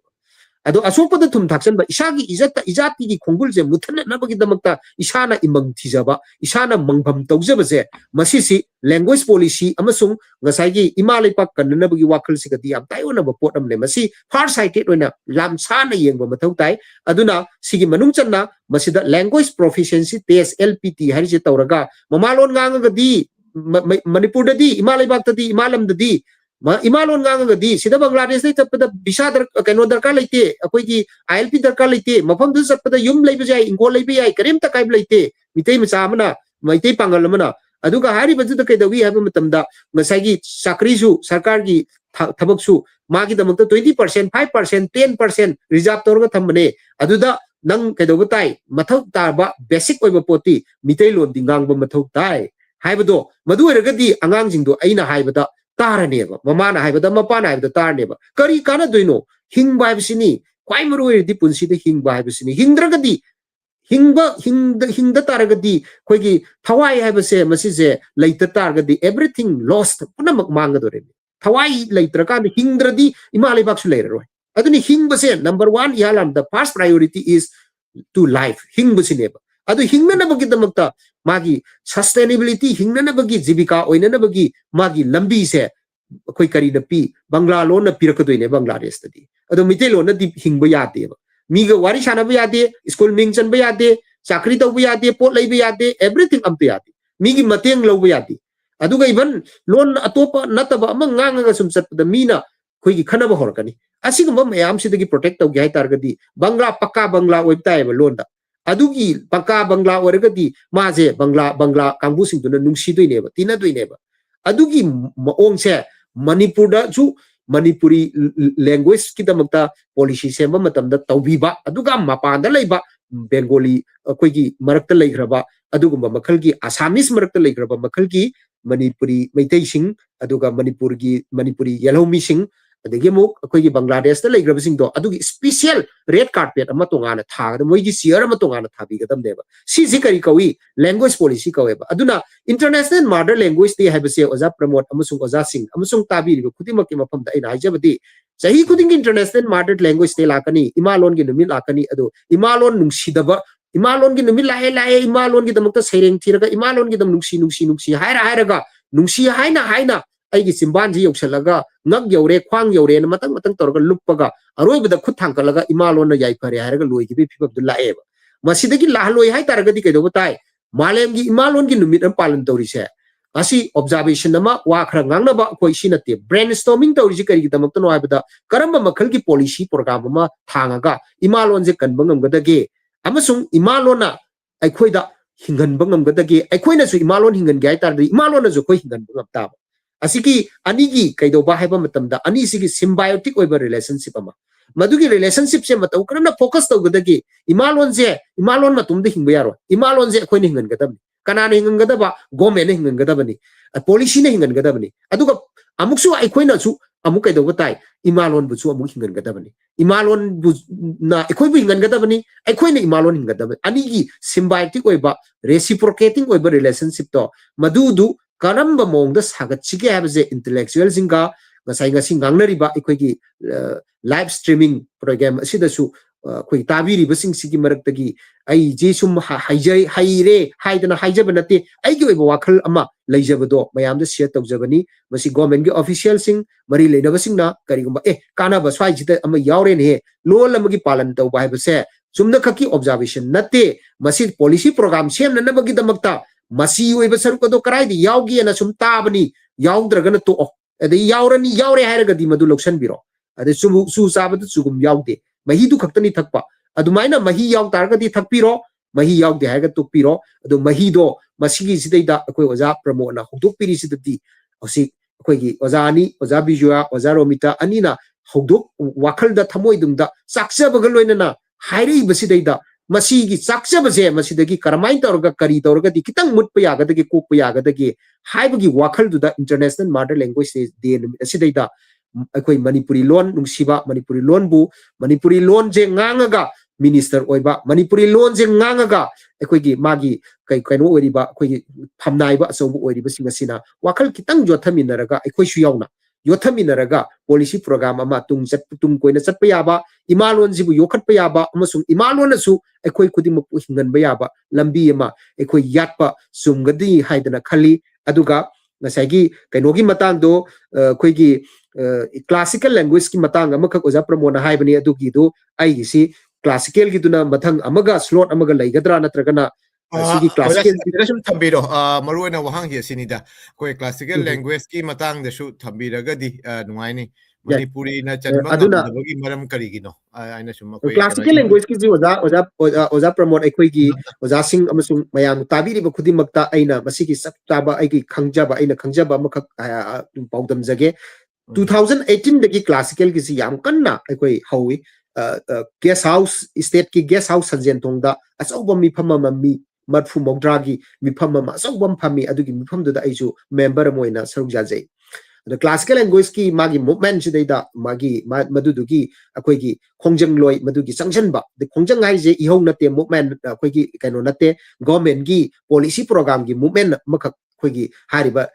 DLPI ana lay director of language planning and implementation aidana Manipuri state ki language cell ama mamang the language cell ana kaurami mado DLPI ana kaure adugi language ki state ki oiba adugum director amagi makhada salaiba adugum makhal ki language saukhat na bagi damakta akoi office ama lay adugum ba is kaino akoi gi loishang ama lay hariba loishang sigi makhada magi mieng makhada akoi expert mayam ama ahal mayam ama adugi tung inba moina ai saju yaujai 2018 dani ai madugi keno do 2018 da yam chauna ekoi gi function ji tawi khanai adui makha tarak pada matang ekoi gi core committee semaga khotlaga adudagi matang tawrakibani oza masak nairaba ekoi gi eminent scholar sing kari sing tawdana kanno honarakhi ado government gi side isu hariba ining thau leisem basana zawuna tawdana degidi ekoi gi chief minister ekoi honorable chief minister mahanagi ekoi enongthombam biren adegi mayam je tawraga Manipuri lon je etc ekoi gi classical language ta chaladamni haidana yam kanna akoi media da karida yam haire yam kanna haire asigi phibam sida leigre adai hojik adudi classical language haibsi na puriba masigi asuk yam pami si karigino haibsi et schedule language tadi nipan suba schedule da challaba lolama india gi mafam amada office amada ngangbada kanagumba office ki mi amana nangi londo khangdi haidana aibu masagi marginalize tawbugi right leite moida ai londo khangdragasu ai je citizen moina india gi citizen moina nagrik moina aina ngangi base atra handokna na ba translator ma kauraga kari hari no se masi provide tawgadamni pigadamni parliament da ngang bi ai aduna khoigi tongan baining thau leisem boy kari hoi mayam se parliament da ngang wa ngang khre mitelo da ngangi adu kaim ta kai blaite translator thamgadamni translate tawgadamni khoigi chauthok sebase masida paisa thadarakpa language policy semba khopa adu khaki natana khoigi chauthok sebase india gi manungda bharat ki manungda khoigi loan je ai isa je nataba ai gi loan je ai gi chindagi tholakpa loan je masi se ahing ba loan oeba sagi et schedule jina masi je nga ineba aduga classical language tadi amu kai dore habada masi dagi ahen ba kana ba mo pireba madudi international gi thakta achauba makhal gi award lupa lakh ta khujing oiraga pigada ba achauba makhal gi award se masi je Manipuri loan je chaukhat na bo hona ba Bangladesh tagi OBI amadagi OBI Manipuri loan gi activist amada sahi khuding gi international award ani je masi bharat sarkar gi bharat lenga ki senthang makhada masi gi initiate to bi ai ekoina hongdok bi ai ba madugi provision jauri paisa je pithar ka doine ba haibadi sahitya academy award na bharat ki piri je sidagi na chauba award ne ba international award not national award na taba adu do award ama khataga na taba ani je Manipuri loan chaukhat na bo honarakpa language activist amada madu PBI ba internationally adu international hairamni na Manipur dagi mina khoigi phangdaba Bangladesh te mina ju phangbe ai ba Bangladesh tagi oja Sonaton loi kari hoi honari ba oja promote hoi hona biriba mayam Canada dagi chiba dum phangbe yare asigi award chaubani reputation amaga loina na aduga language chaukhat ningbagi language nungsibagi adugumba iramje phalak nanabagi isel je phalak nanabagi damakta award ani je India government gi magi classical language ki parameters in akhoida piba kana bane second one ani suba kana rijina kaino haibam tamda center of excellence haidana center of excellence hai je achauba adugumba university akhoi gi language khaki Manipuri language ki, Manipuri folklore ki, Manipuri culture ki, Department of Manipuri culture, Department of Manipuri folklore, Department of Manipuri drama, Department of Manipuri short story, Department of Manipuri novel, khaidor kade. Department of Manipuri travel, khaidor. Manipuri habis the yumpam oraga department, kun kuntra khairaga university asaw am link khatpe ay. Madu sentang tolo nunglo adu infrastructure noi in the government ta daga. Center of Excellence madugi mafam ama aduga Bharat ki Central University ni fumanga ulai Central University khudimakta kaidawi haba matamda professional chair saidana professor ki pham at least amamamdi university khudimaksida language ki damakta Manipuri language takpi gadaba Manipuri language to moina nainaja ge na laga takpi ni nainaja te ge lak ragazu tolop adum hangada aduguma makhal ki professor je sungchoi soidana thamdabi ade kari kawi mado professional cheers and kawai adugi cheers se thamgadaba aduma su aduga amana kaidogi habda job ki opportunity se masidagi angang ama have the Manipuri language ki maramda research tauge doctorate tauge post doctorate fellowship tanage have matamda oza amagi makhada guide amagi makhada thagaleba aduga guide to ga kariga interview lawrakanda maje selection tawe sidadi kaidogi have matamda ma masama tomda without any guide jaudana magi master loira agadi MA loira agadi magi Manipuri sida MA loira ba adoidi masana masa thijan jage har ko matamda senthang kai thar kane ba sigumba makhalki language saukhat anabagi damakta saukhat pada kai dogdoi ba language kak saukhat panataba magi imungi family su saukhat ka doi ba magi imungi family khak nataba Manipur society ki language habse masigi manungda sielaga isiel sida purga chaliba intellect loksing gyan yumcharon yumbalon aduga tungan makhalgi wanguron philosophy mayam Manipur gi puya kari kara lairiba mayam sida purga chaliba mayam che loina makse saukhat chaba yokhat chaba yanana bagi yokhat ni hairega pangan yeng taraga kaidawi kari gumbam ta kanadragadi ekoi hariba poto maduda samai che madudagi laithor kadoine aduna kanaba phangtaragadi kanaba jupi taragadi hariba kanaba potuda kanaba plus kaidoba saukhat pa ani se amaga balancing tawrga satragadi hingba yaraktabanina madudo aduna maram orga kaidore habda classical language habase Manipur ki people singna masi pami bani habase ma ithamjage aduga pami ba posida karigino phangtridi asukkan honagar karigi phangtrino haba matamda madudo in the government ki maikai digi hariba classical language sanna bagi damakta madudaida ministry ki maikai de sengdor khre Manipuri lonje classical language oina sanna ba madugi magi parameter high antiquity early text oigadabani 1500 tagina 2000 years sahi lising ama chawa dagina lising ani bau ki puari leigadabane ba Manipuri lon gi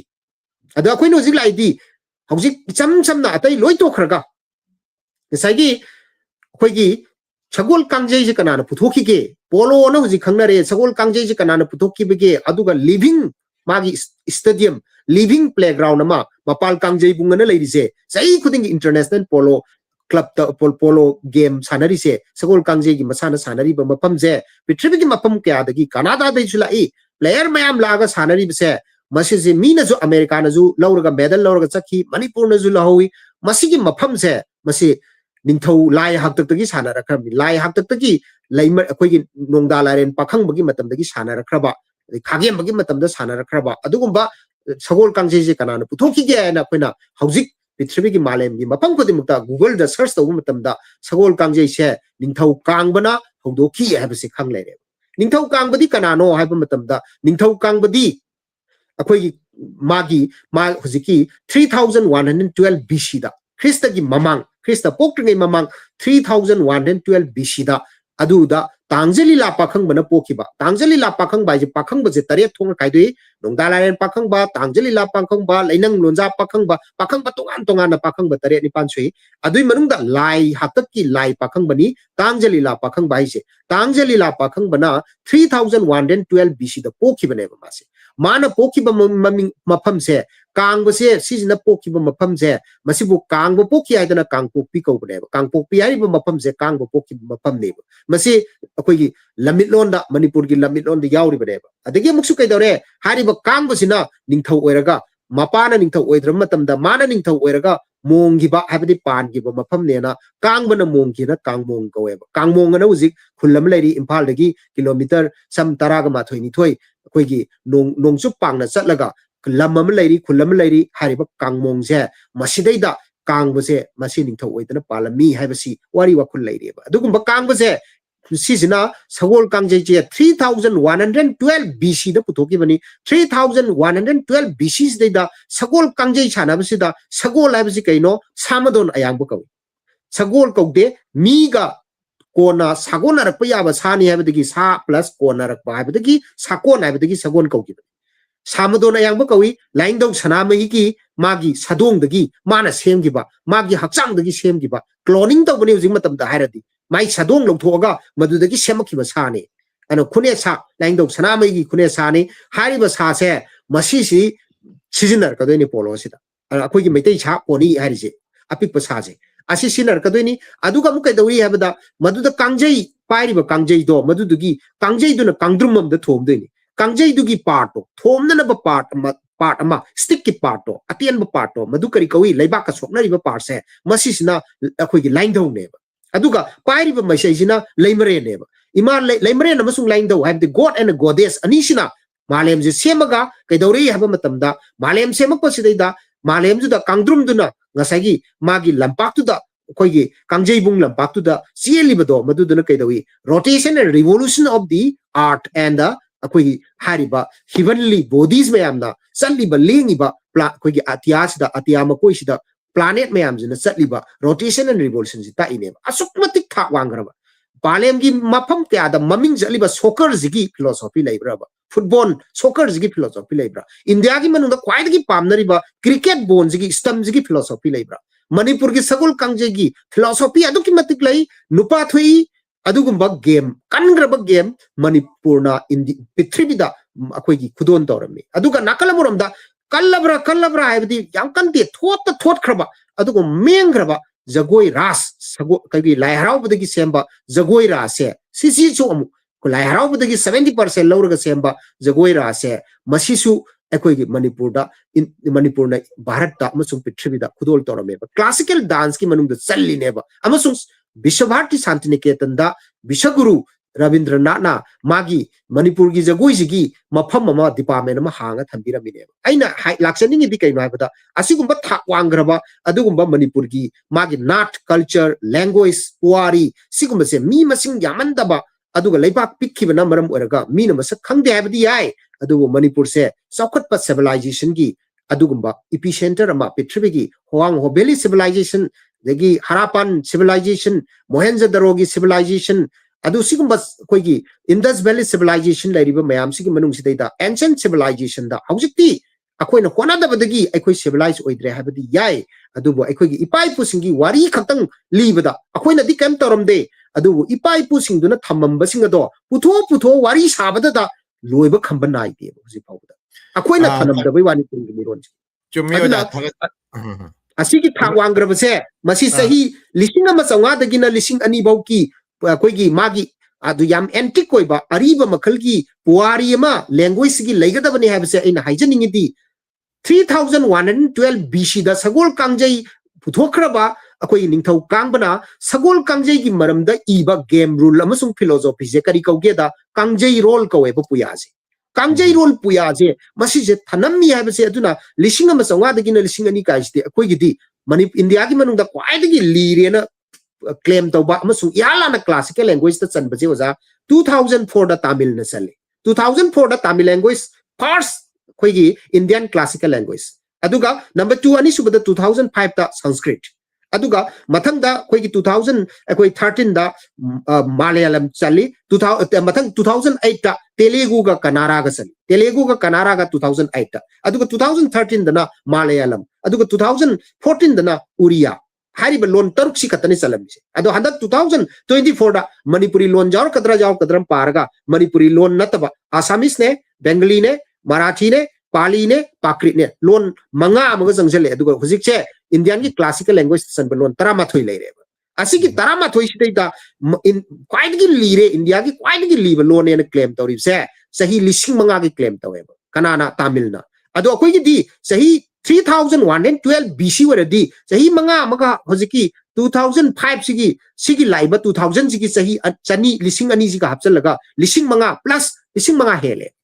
aduga handakta akoigi tongan tongan India gi adugumba ngasagi Glass and Ceramic Research Institute of India haidana akoi Kolkata da based tobani maduduna akoigi carbon dating test na or photoluminescence test na man ariba akoigi akoi Manipur gi civilization se Kangla da koi ibudau pakhang bagi laisang lai sigi nakan da tauraga excavation tauraga madudagi fossil fuel phangi fossil fuel singa do madu kyam liragi na changin tobu matamda masidi 21,000 plus years old hai adu Chinese civilization jina pitribi da kwaidagi li haidana 15,000 years old hai moina claim tobuda adu Manipur gi civilization jidi 21,000 plus years old masi je kaina proof neba scientific proof neba masagi huziki carbon dating test tobu matamda adudi civilization ma loiner kusida loan adum york ta baneba language type se loan jawdana civilization o yaroeba maramdi communication is the tool of civilization civilization ki tool je kaino communication karba communication effective communication tawdragadi civilize oiba ngamdeba aduna ngasi yaol jida civilization ki yaol jida koina chatpa ngamdabasidi akoi gi tungda hororiba mirol sing asina kitang akoi gi puthau budagi oigani na khali ipai pu singdu hulala ngangbudi akoi chummoiba ipai pu singduna di akoi gi puari gi tabunungda liraba mallamalaga lainungsi oiraba aduguma makhalgi mamal yam graba wari mamal yam graba akoi luhongbagi chana pathap maman yam graba chakchai thaki chana pathap maman yam graba haibado adu jatungai loi thanameba adu jingdo madu jingduna maram oiraga neba karini haiduise classical language ne haiduise adugumba civilization dubu puriba mananganda thongkatla puriba lola dubu classical oidradi karamba lonoba classical oiduise aduna maram warga sidi political lobby amsu sangi political lobby to kitang wala bo ramba yai ministry ki site di politically kari gumba kana gumamtana akoi gi Manipuri lonje classical language ta sanana bagi damta magi madugi summary madugi magi igadaba wording amai koi igadawni lyric ama format ta cc ni aina narration ama madu irakpa laigide thagalakpa laiti ana claim sengtorakhi maram aduna madugi lupholama government ki site ki technical amasung official lupholama macha ama lairamgadra na khanjai madu akoigi matam handaki mathangi put up torpa matamdadi thagalakpa matamdadi madugi lekona ahobudu lehandana thagalagadi classical language se chalaga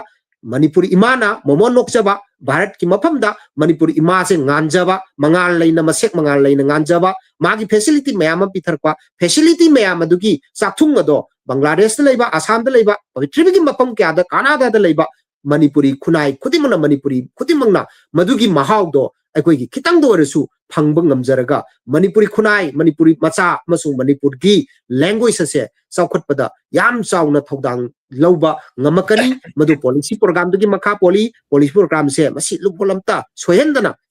nabagi damta khona base government gi mangda tariba thabak amani haidana thamjage oja pram thagachere oja ngasagi kenosi yamna koigi yam maru oiba yam important leiba yamna koigi ona kanagadaba keno amani haibadu koi oja na yam ta mut cheng takpire ta cheng haragadi akoi language se hoi government gi thak ta gi topam yam le adu ngasai oja na da koi speaker the ngasagi la ngang iba speaker sing se akoi gi shu yamna chawba thodang am le yes from the government adugi policy language policy cheng na harabada akoi aina hojik lejari ba Canada gi Quebec province and high Canada se dominant by English aduga te to polon myam Spanish lady Germany lady amama lady aduga Chinese shule adu ta cheng official language oina di only French and the English bilingual and high aduga French ngasai English dominant oirakpanina French khara to mangdarakta torokpa khani mang aduna moina hoji asigumba province akoi Quebec ki province de language policy moi yam kanna kano to no honne kai hatare implement tawba adu ngak sena chatpe ngang sensi kai must be go French school you cannot go English school French school so na chatpatai aduga loina na lamben thongda bazar da kari da loina French ngang na batai even business to taragadi business to gadori ba hojiki proprietor se shoidana French ngang batai aduga chatnari ba documents puna French to batai English ti maru oi koi immigration puna ti English ta haini adura so nga sagi moi shmana kali gum thadogadi English ti thadogadi French mang higani habagi akibale beto jana sai haibado aduna language ma hinghan bada masagi language ki policy state ki natragana mai rajya ki natragana mai country lebak adugi language policy yamna mathau tai aduga loina no jana hariba category language ki category moi French ki Quebec si English province marta French province amanina French ngang but kano sing state sing state haidi lebak sing koigi France lady asmaina Switzerland adugmaina tres ngang basing si makoigi tongan ba francophonie na moi si tongan ba kano ma le network ma le ko English na English ngang basing gi British America dugedi Australia to na makoigi le sumaina makoigi si tongan ba kano ma le jei to aduna masagi mafam sigi like hey ba natragana ngang ba saitik natragana koi culture to ba kangu itena international makoi bu sagatpi so anyway asigi wari koi no mo su wari sana si matam si oda hujiki tu ko oda promo ko ngasai gi hindi da uti cha ya roi boda hindi da uti cha ya roi hindi da hawai jar cha gem pom ya roi ba maitai lo da pom dra di sya ya roi ba tau ya roi ba aduna ngasai gi aina haije di culture je loans da culture ya roi ba aduna loan je mang gita ga di culture mang khane ba adagi mu kamai tawre haba matam da thangal bazar da pona bazar da lai ba mapan de pusalak pa port singjel don be aba pini ta wudabu language directorate na language cell na language policy di manung channa poram ta yon be aroi yon giroi domni akoi ki expert committee em semaga expert panel duna madudai da kari kari pono magun kari chen bano kari da sina ga dobna haba ki details samaga loina na marwa dukandar sing duna leveling do imalon da nap kadaba imalon da nap tringai di yon be agiroi hai gadam ne oda se mai storage no ma nga sigi sidi hoi chumda ta sengna asigi issue si hodrok yam phajei koi matang so koi nei na jei adun mathang da koi language policy amasung koi kano sigi matang so koi no ma panel matang discussion to binasi koi yam ngai ba hai ga dra koi marakta oja Thounoujam Shyam Assam gini ga hoti da leibani oja su yaubire to bu oja sing sa da hotna bani koi back stage ta hata studio lai oja ki camera kano si video si khastang mong charu da nan leiban oja tabi bro oja Shyam sum habiro kai de koi de sum tai ko okay oja koi si happen lo selectore aduna oja si second round ng number aduna ngase handaki kano si da sum oja gi Sheireng koi oja Shyam si Sheireng iba wali macha iba naina ba mafam khring makta hiram khring makta yawba yamna chang thoba koigi Manipuri saitikara amani koi korirol gi khongi ama haitare ojagi just little minute amani gi intro tawraga ojagi Sheireng amani tang khara pathokpiu oja Shyam oja ai mobile camera se sumoi thamge yabre jade asumai thamaga sai yeng dino oja si phekta phai isagi kero do scroll tawbadu koigi khajitang ngai kadigi no khangre adu de sum thimbiro oja nungaigadro adu rotate to ba yadre ai thiram anyway ka technical problem ma leiba male oja sum haibiu aina long tok sam thang baro ka dam to okay hoji sum jai da oja si de sum thambiu si jan masigi puntaruk suba malem imalon namiti forum masibu tabiriba ireja pudimappu nolukchari loina na masigi forum masigi athoibe mithunglen obiriba mingoina panjarabada oja Naorem Sanatomba Manipur University yojabu nangkhaile kana thagachari ojana maru changba wafam kaya ireibak ta leibiriba ichini naw amadi leibaki khamnaiba oibasina pukning loksing oigadaba wafam kya thambibagi damakta hanana thagachari loina Manipur Mirror gi group lemni oibiriba oja Hamom pramutpusu nangkhaile kana thagachari ai Sheireng haujarage aigi Sheireng gi maming chekla amada hada cheklau nungsibi khoinau itao chanabi lamdam kaidabu leibage kari seirolda khongbage nonglei nungsit akanbana nahum napon nangkhaibana uchan thenbu kokhakta ahang bonongadon mathakta atya khepna paibara kithuk kirim na lot para tampak sa nabuthi basu chekla nang budi hangdare chingi nang pumda yeng basu khwinau nang budi udare kari naning thungda duna karamba ningai tauriba hayuni cheklawo chanabi pukning khaina nungsiri ngamba mateng oirabadi chekla nangi damaktadi thawai tharabasu thajage anuktadi khongla une khonjel aduta taraga chenglau aduta uraga arang khorang pokjarage langlon khudin penjarage adubu khainau itao laingak chupli pai basingna nahum ponjen pidabanina saraba kalyan ginung sada laijai singna khorang laba nangna karam khangiba ingagi kallaba nongjuda natu naman ipon pon migi makada yelidara kanagi michai butaridra khamoy asida mi paijai pangra pukningo nindajai yangdau timbun napunna taibang khonge pukhang bada malem leida onthoina awa maicha khangbagumna ona thoina bu chongduna nolen khongbagum kapchari ona thoina bu chongduna nolen khongbagum kapchari aduna ne nungsibi nangbu nungsibagi itilna pukning hakchang animaki luda tongda changkhibana sakchaningba isaisu nangi maktabu ngai khredo chare chanabu khallido tumle tumnabu mawido hada cheklaw nungsibi khoinau itaw chanabi koloi minglendi mitei kaubi palemo mitei kaubi palembo kangla utra mamangda mairing thambu semduna imu phira khaiduna uchi wabu yungduna koloi thiba punjada macha ningbi palemna pari imom chaudhry matagum maichau na mingbu palakpada nongaramdagi tanglauda kambi mainungdagi mangkhiba kadaidabu paikhibano haina matung injaruge paleng khongbul lijaruge adunane palem nungsibi pangdrabadi nachana palem chenglau ungamdana palem matik saklamdana tawang phakta oladra wakhallasi khalubada ati phangba tasona samu hakchang thamoida thumna thumna thilaki ayo sonduna khangjaki ati phangba tasona samu hakchang thamoida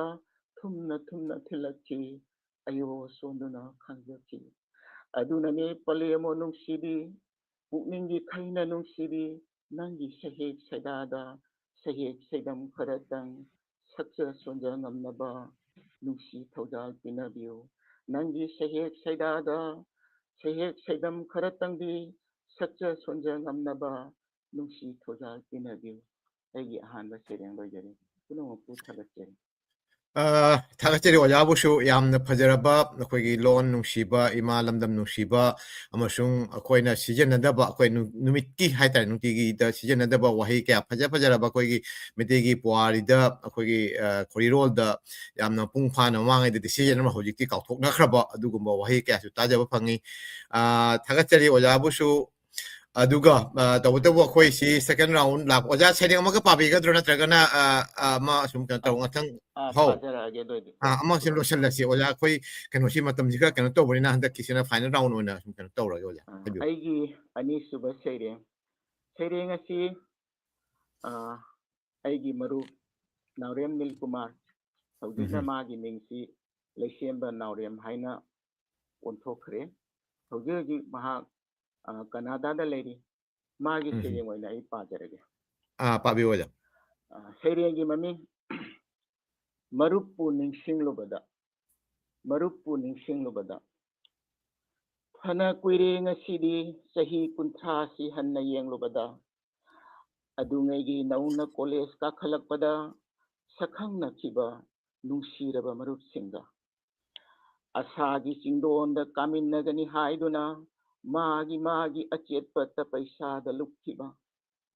punsigi hinauna asum tautha karamba toranda thunglugani khangda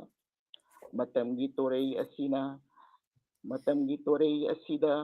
leiramli ngasisu tanik adubu aigi asangba ayuki pak labalam hangda sathouba nungsiraba tharo thambal kayana ngasisu yaklaba punsigi maisarakta sairengi yaning thana yomsillaba leikol amada sanaramba urubada matu mamal thinglakle ngasidi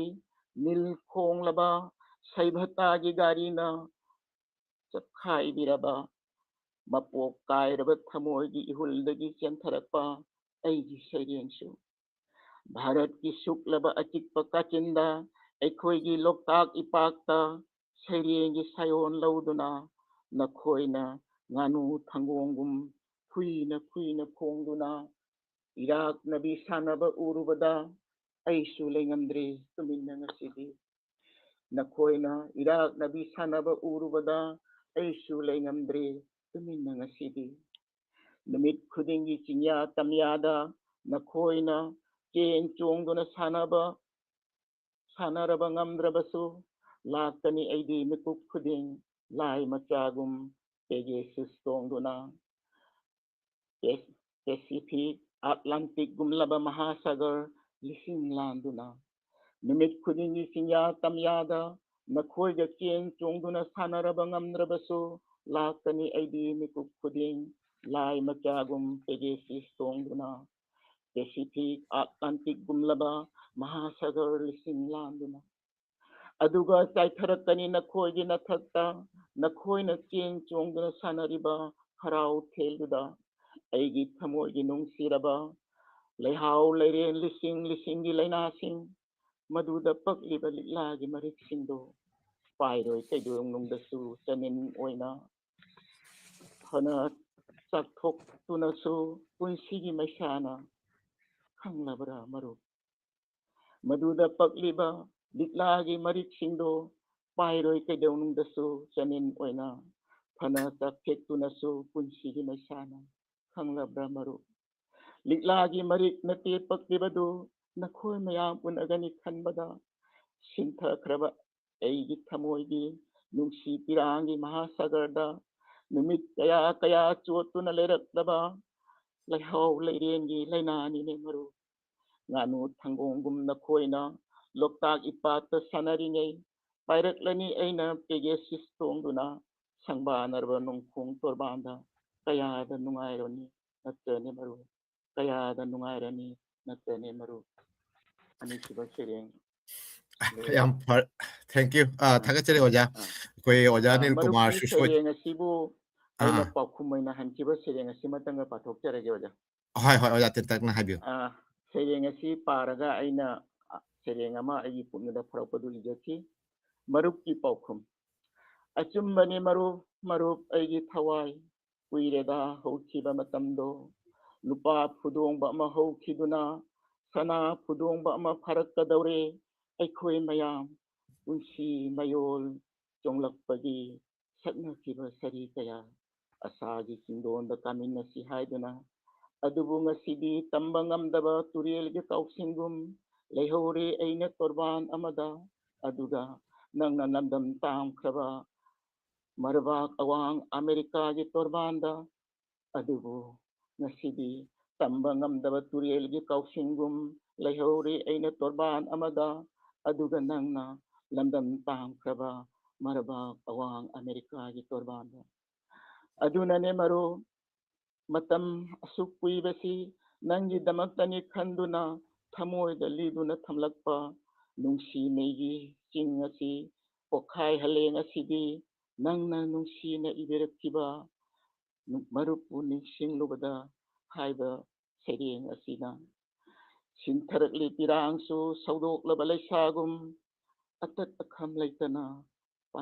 painingdakli aisu nanakta tupang khatna mapang kainabagi sainana kumja kaya nungsuk nungsana matu maman ipon polabi ꯈꯣꯏꯔꯥꯡꯂꯕ ꯄꯣꯝꯕꯤ ꯄꯨꯛꯅꯤꯡꯁꯦ ꯅꯪꯕꯨ ꯎꯅꯒꯅꯤ ꯈꯟꯕꯗ ꯄꯥꯏꯔꯛꯂꯣ ꯅꯪꯁꯨ ꯄꯦꯒꯦꯁꯤꯁꯒꯨꯝ ꯉꯥꯏꯖꯔꯝꯒꯦ ꯅꯣꯡꯏꯟ ꯑꯣꯏꯅ ꯁꯥꯟꯅꯃꯤꯟꯅꯁꯤ ꯑꯩꯈꯣꯏ ꯃꯌꯥꯝ ꯑꯃꯨꯛ ꯂꯣꯛ ꯑꯃꯨꯛ ꯐꯥꯎꯒꯠ ꯂꯣꯛꯇꯥꯛ ꯄꯥꯠ ꯑꯁꯤꯗꯇ ꯆꯨꯞ ꯆꯨꯞ ꯂꯨꯞꯇꯨꯅ ꯍꯟꯖꯤꯟ ꯍꯟꯖꯤꯟ ꯃꯄꯣꯛ ꯈꯨꯗꯤꯡ ꯄꯥꯏꯔꯛꯂꯣ ꯅꯪꯁꯨ ꯄꯦꯒꯦꯁꯤꯁꯒꯨꯝ ꯉꯥꯏꯖꯔꯝꯒꯦ ꯅꯣꯡꯏꯟ ꯑꯣꯏꯅ ꯁꯥꯟꯅꯃꯤꯟꯅꯁꯤ ꯑꯩꯈꯣꯏ ꯃꯌꯥꯝ ꯑꯃꯨꯛ ꯂꯣꯛ ꯑꯃꯨꯛ ꯐꯥꯎꯒꯠ ꯂꯣꯛꯇꯥꯛ ꯄꯥꯠ ꯑꯁꯤꯗꯇ ꯆꯨꯞ ꯆꯨꯞ ꯂꯨꯞꯇꯨꯅ hanjin hanjin mapu kuding hanjin mapu kuding puno lukjari ꯌꯥꯝ ꯐꯖꯔꯣ ꯑꯣꯖꯥ ꯃꯇꯝꯁꯤꯅ ꯂꯩꯇꯕꯅꯤꯅ ꯑꯩꯈꯣꯏ ꯑꯇꯩꯁꯨ ꯍꯦꯟꯅ ꯐꯖꯅ ꯇꯥꯅꯤꯡꯕꯅꯤ ꯑꯣꯖꯥꯒꯤ ꯅꯨꯡꯁꯤꯔꯕ ꯋꯥꯍꯩ ꯑꯃꯁꯨꯡ ꯃꯔꯨꯞ ꯑꯅꯤꯒꯤ ꯀꯩꯅꯣꯗꯨ ꯑꯩꯈꯣꯏꯒꯤ ꯂꯣꯟꯒꯤ ꯅꯨꯡꯉꯥꯏꯕꯗꯨ ꯁꯨꯝ ꯑꯩꯈꯣꯏ ꯄꯦꯟꯗꯕ ꯑꯋꯥꯕ ꯑꯗꯨꯒꯤ ꯀꯩꯅꯣꯁꯤ ꯑꯩꯈꯣꯏ ꯐꯪꯉꯤ ꯁꯨꯝ ꯃꯊꯪꯗ ꯑꯩꯈꯣꯏꯁꯦ ꯈꯔ ꯁꯝꯖꯟꯕ ꯇꯥꯔꯦ ꯑꯩꯈꯣꯏ ꯙꯥꯀꯥꯗ ꯂꯥꯛꯑꯒꯦ ꯒꯧꯍꯥꯇꯤꯗꯒꯤ ꯙꯥꯀꯥꯗ ꯆꯠꯁꯦ ꯑꯗꯨꯒ ꯑꯩꯈꯣꯏ ꯒꯧꯍꯥꯇꯤꯗ ꯑꯃꯨꯛ ꯂꯥꯛꯆꯒꯅꯤ ꯑꯗꯨ ꯑꯩꯈꯣꯏ ꯃꯦꯗꯥꯝ ꯔꯨꯃꯤꯇꯥꯗ ꯂꯥꯛꯆꯒꯦ ꯃꯦꯗꯥꯝ ꯔꯨꯃꯤꯇꯥꯒꯤ ꯃꯊꯪꯒꯤ ꯁꯩꯔꯦꯡ ꯍꯥꯏꯇꯥꯔꯦ ꯑꯁꯤꯅꯁꯨ ꯂꯣꯏꯕ ꯑꯩꯈꯣꯏ ꯄꯨꯡ 2 ꯌꯧꯁꯜꯂꯛꯇꯣꯔꯦ ꯃꯣꯔ ꯗꯦꯟ 154 155 ꯍꯥꯏꯇꯥꯔꯦ ꯄꯨꯡ 1:50ꯃꯨꯛ ꯍꯦꯟꯖꯜꯂꯕꯅꯤꯅ ꯃꯦꯗꯥꯝ ꯔꯨꯃꯤꯇꯥ ꯁꯤꯟꯍꯥꯗꯒꯤ ꯑꯩꯈꯣꯏ ꯁꯩꯔꯦꯡ ꯑꯃꯇꯪ ꯇꯥꯔꯒ ꯑꯩꯈꯣꯏ ꯙꯥꯀꯥꯒꯤ ꯀꯩꯅꯣꯗ ꯀꯅꯥꯒꯤ ꯑꯣꯏꯅ ꯄꯥꯒꯗꯒꯦ matam leiribo da ꯑꯃꯈꯛ ꯄꯥꯔꯣ ꯌꯥꯅꯤ ꯑꯃꯈꯛ ꯀꯩꯅꯣ ꯇꯧꯔꯁꯤ ꯑꯃꯈꯛ ꯇꯧꯕꯤꯌꯨ ꯁꯦ matam keno tawradi short odadi khuramaga keno tawrasi ꯀꯩꯅꯣ ꯉꯁꯥꯏꯗꯒꯤꯁꯨ ꯂꯩꯔꯛꯄꯅꯤꯅ ꯀꯩꯅꯣ ꯑꯣꯏꯅ ꯑꯃꯈꯛꯇꯪꯒ ꯌꯦꯡꯉꯁꯤ aidi oja sanatombagi keno ꯑꯣꯖꯥ ꯁꯅꯥꯇꯣꯟꯒꯤ wata ꯑꯣꯖꯥ ꯁꯅꯥꯇꯣꯟꯁꯤ ꯃꯥ ꯀꯩꯅꯣ ꯅꯦꯠ ꯌꯥꯗ꯭ꯔꯦꯅ ꯍꯥꯏꯔꯛꯏ ꯃꯥꯒꯤ ꯅꯦꯠꯁꯦ ꯉꯁꯥꯏꯗꯒꯤꯁꯨ ꯑꯩꯈꯣꯏꯅ ꯑꯍꯥꯟꯕ ꯍꯧꯗꯣꯛꯄꯗꯒꯤꯁꯨ ꯅꯦꯠꯁꯦ ꯈꯔ ꯋꯥꯕꯅꯤꯕ ꯎꯆꯤꯟꯅꯥꯆꯤꯟꯅ ꯍꯥꯏꯇꯥꯔꯦ ꯉꯥꯏꯍꯥꯛꯇꯤ ꯌꯥꯎꯕ ꯉꯝꯈꯤ ꯑꯗꯨꯕꯨ ꯑꯩꯈꯣꯏ ꯅꯦꯠꯀꯤ ꯑꯁꯣꯟꯕꯅ ꯍꯧꯖꯤꯛ ꯀꯅꯦꯛ ꯇꯧꯕ ꯉꯝꯗ꯭ꯔꯦ ꯍꯥꯏꯅ ꯁꯣꯔꯤ ꯍꯥꯏꯅ ꯁꯨꯝ ꯐꯦꯁꯕꯨꯛꯀꯤ ꯈꯨꯊꯥꯡꯗ ꯃꯌꯥꯝꯗ ꯁꯨꯝ ꯅꯨꯡꯉꯥꯏꯇꯕ ꯐꯣꯡꯗꯣꯛꯄꯤꯔꯛꯏ ꯁꯨꯝ ꯄꯥꯕꯤꯌꯨ ꯌꯥꯅꯤ aigi anishuba sairengsina Hamom Sonaton magi Sheireng lalhogi wari nauna pokpa angangsinggi mafamda haurakladaba lalhogi bigol tabada Indrapurdagi lotna chetlakli nangdi pamjaba ishegi khonjelda kangauduna malemda kumtharakli palemgi tibuk nungdagi Kaidungaidusu nangdi mangphawbaw khalliroi ashida pakla lampaksinna khatna chainabagi mirawkhoi hingbagi lanphamda tattana mayok yaba awa maithibagi malem sinthungna charaw chatatnarabagi awa khonje mamagi nungshi amrit khaurangba machagi masing thingamde yaiphabagi mahutta awabagi punshi potlam puduna landa maithiraba charaw chatatnaraba lalmigi matawgi wana punshi leli kangaunaraba miyam praja maikei khudingmak khudum challi wakhal thenbasingna ꯑꯩꯈꯣꯏꯒꯤ ꯄꯨꯟꯁꯤ ꯃꯥꯌꯣꯛꯅꯔꯤ ꯉꯁꯤ ꯀꯔꯦꯝꯕ ꯑꯃꯁꯨꯡ ꯆꯤꯔꯣꯟꯅꯕꯒ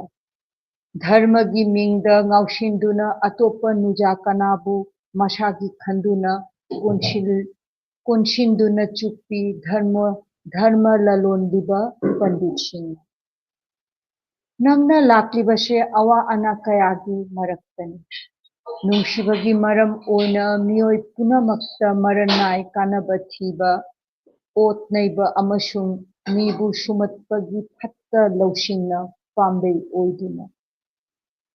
ꯑꯃꯃꯝ ꯇꯧꯅ ꯄꯨꯝꯅꯃꯛ ꯉꯥꯏꯔꯤ ꯃꯥꯒꯤ ꯄꯥꯝꯖꯕ ꯇꯟꯖꯥꯕꯨ ꯃꯈꯣꯏ ꯄꯨꯝꯅꯃꯛꯄꯨ ꯃꯥꯌꯣꯛ ꯌꯥꯒꯅꯤ ꯅꯪꯅ ꯂꯧꯁꯤꯡ ꯑꯃꯁꯨꯡ ꯒ꯭ꯌꯥꯟꯅ ꯑꯗꯨꯅ ꯅꯪꯗꯤ ꯂꯧꯁꯤꯡ ꯐꯕ ꯇꯥꯏ ꯅꯨꯡꯁꯤ ꯍꯩꯕ ꯇꯥꯏ ꯀꯕꯤꯇꯥꯒꯤ ꯃꯔꯝ ꯑꯣꯏꯅ ꯐꯣꯡꯗꯣꯔꯛꯀꯅꯤ ꯅꯪꯒꯤ ꯑꯀꯟꯕ ꯈꯣꯜꯂꯥꯎ ꯁꯥꯟꯇꯤꯒꯤ ꯃꯤꯆꯪꯗ ꯑꯣꯏꯒꯅꯤ ꯅꯪꯅ ꯍꯤꯡꯍꯟꯗ꯭ꯔꯕ ꯂꯥꯟꯃꯤ ꯅꯪꯅ ꯂꯥꯛꯄꯗ ꯃꯥꯏꯀꯩ ꯈꯨꯗꯤꯡꯃꯛꯇ ꯇꯥꯕ ꯐꯪꯂꯤ ꯑꯔꯦꯞꯄ ꯈꯣꯜꯂꯥꯎ ꯑꯣꯠꯄ ꯅꯩꯕ ꯂꯩꯇ꯭ꯔꯕ ꯈꯨꯟꯅꯥꯏ ꯑꯃ ꯂꯤꯡꯕꯗ ꯅꯪꯒꯤ ꯑꯆꯦꯠꯄ ꯋꯥꯁꯛ ꯁꯥꯍꯤꯇ꯭ꯌꯒꯤ ꯃꯔꯝ ꯑꯣꯏꯅ ꯈꯨꯟꯅꯥꯏꯕꯨ ꯁꯦꯝꯒꯠꯄꯗ ꯅꯪꯒꯤ ꯈꯣꯡꯊꯥꯡ ꯃꯄꯣꯛ ꯄꯨꯝꯅꯃꯛ Mapung fahanbada maikei pumba nil kholak maikei pumba nil kholaktu shel thung natte ningchat shu natte ashengba gyan gi mangalda thamoi nungi wakhal gi mami tamrakpada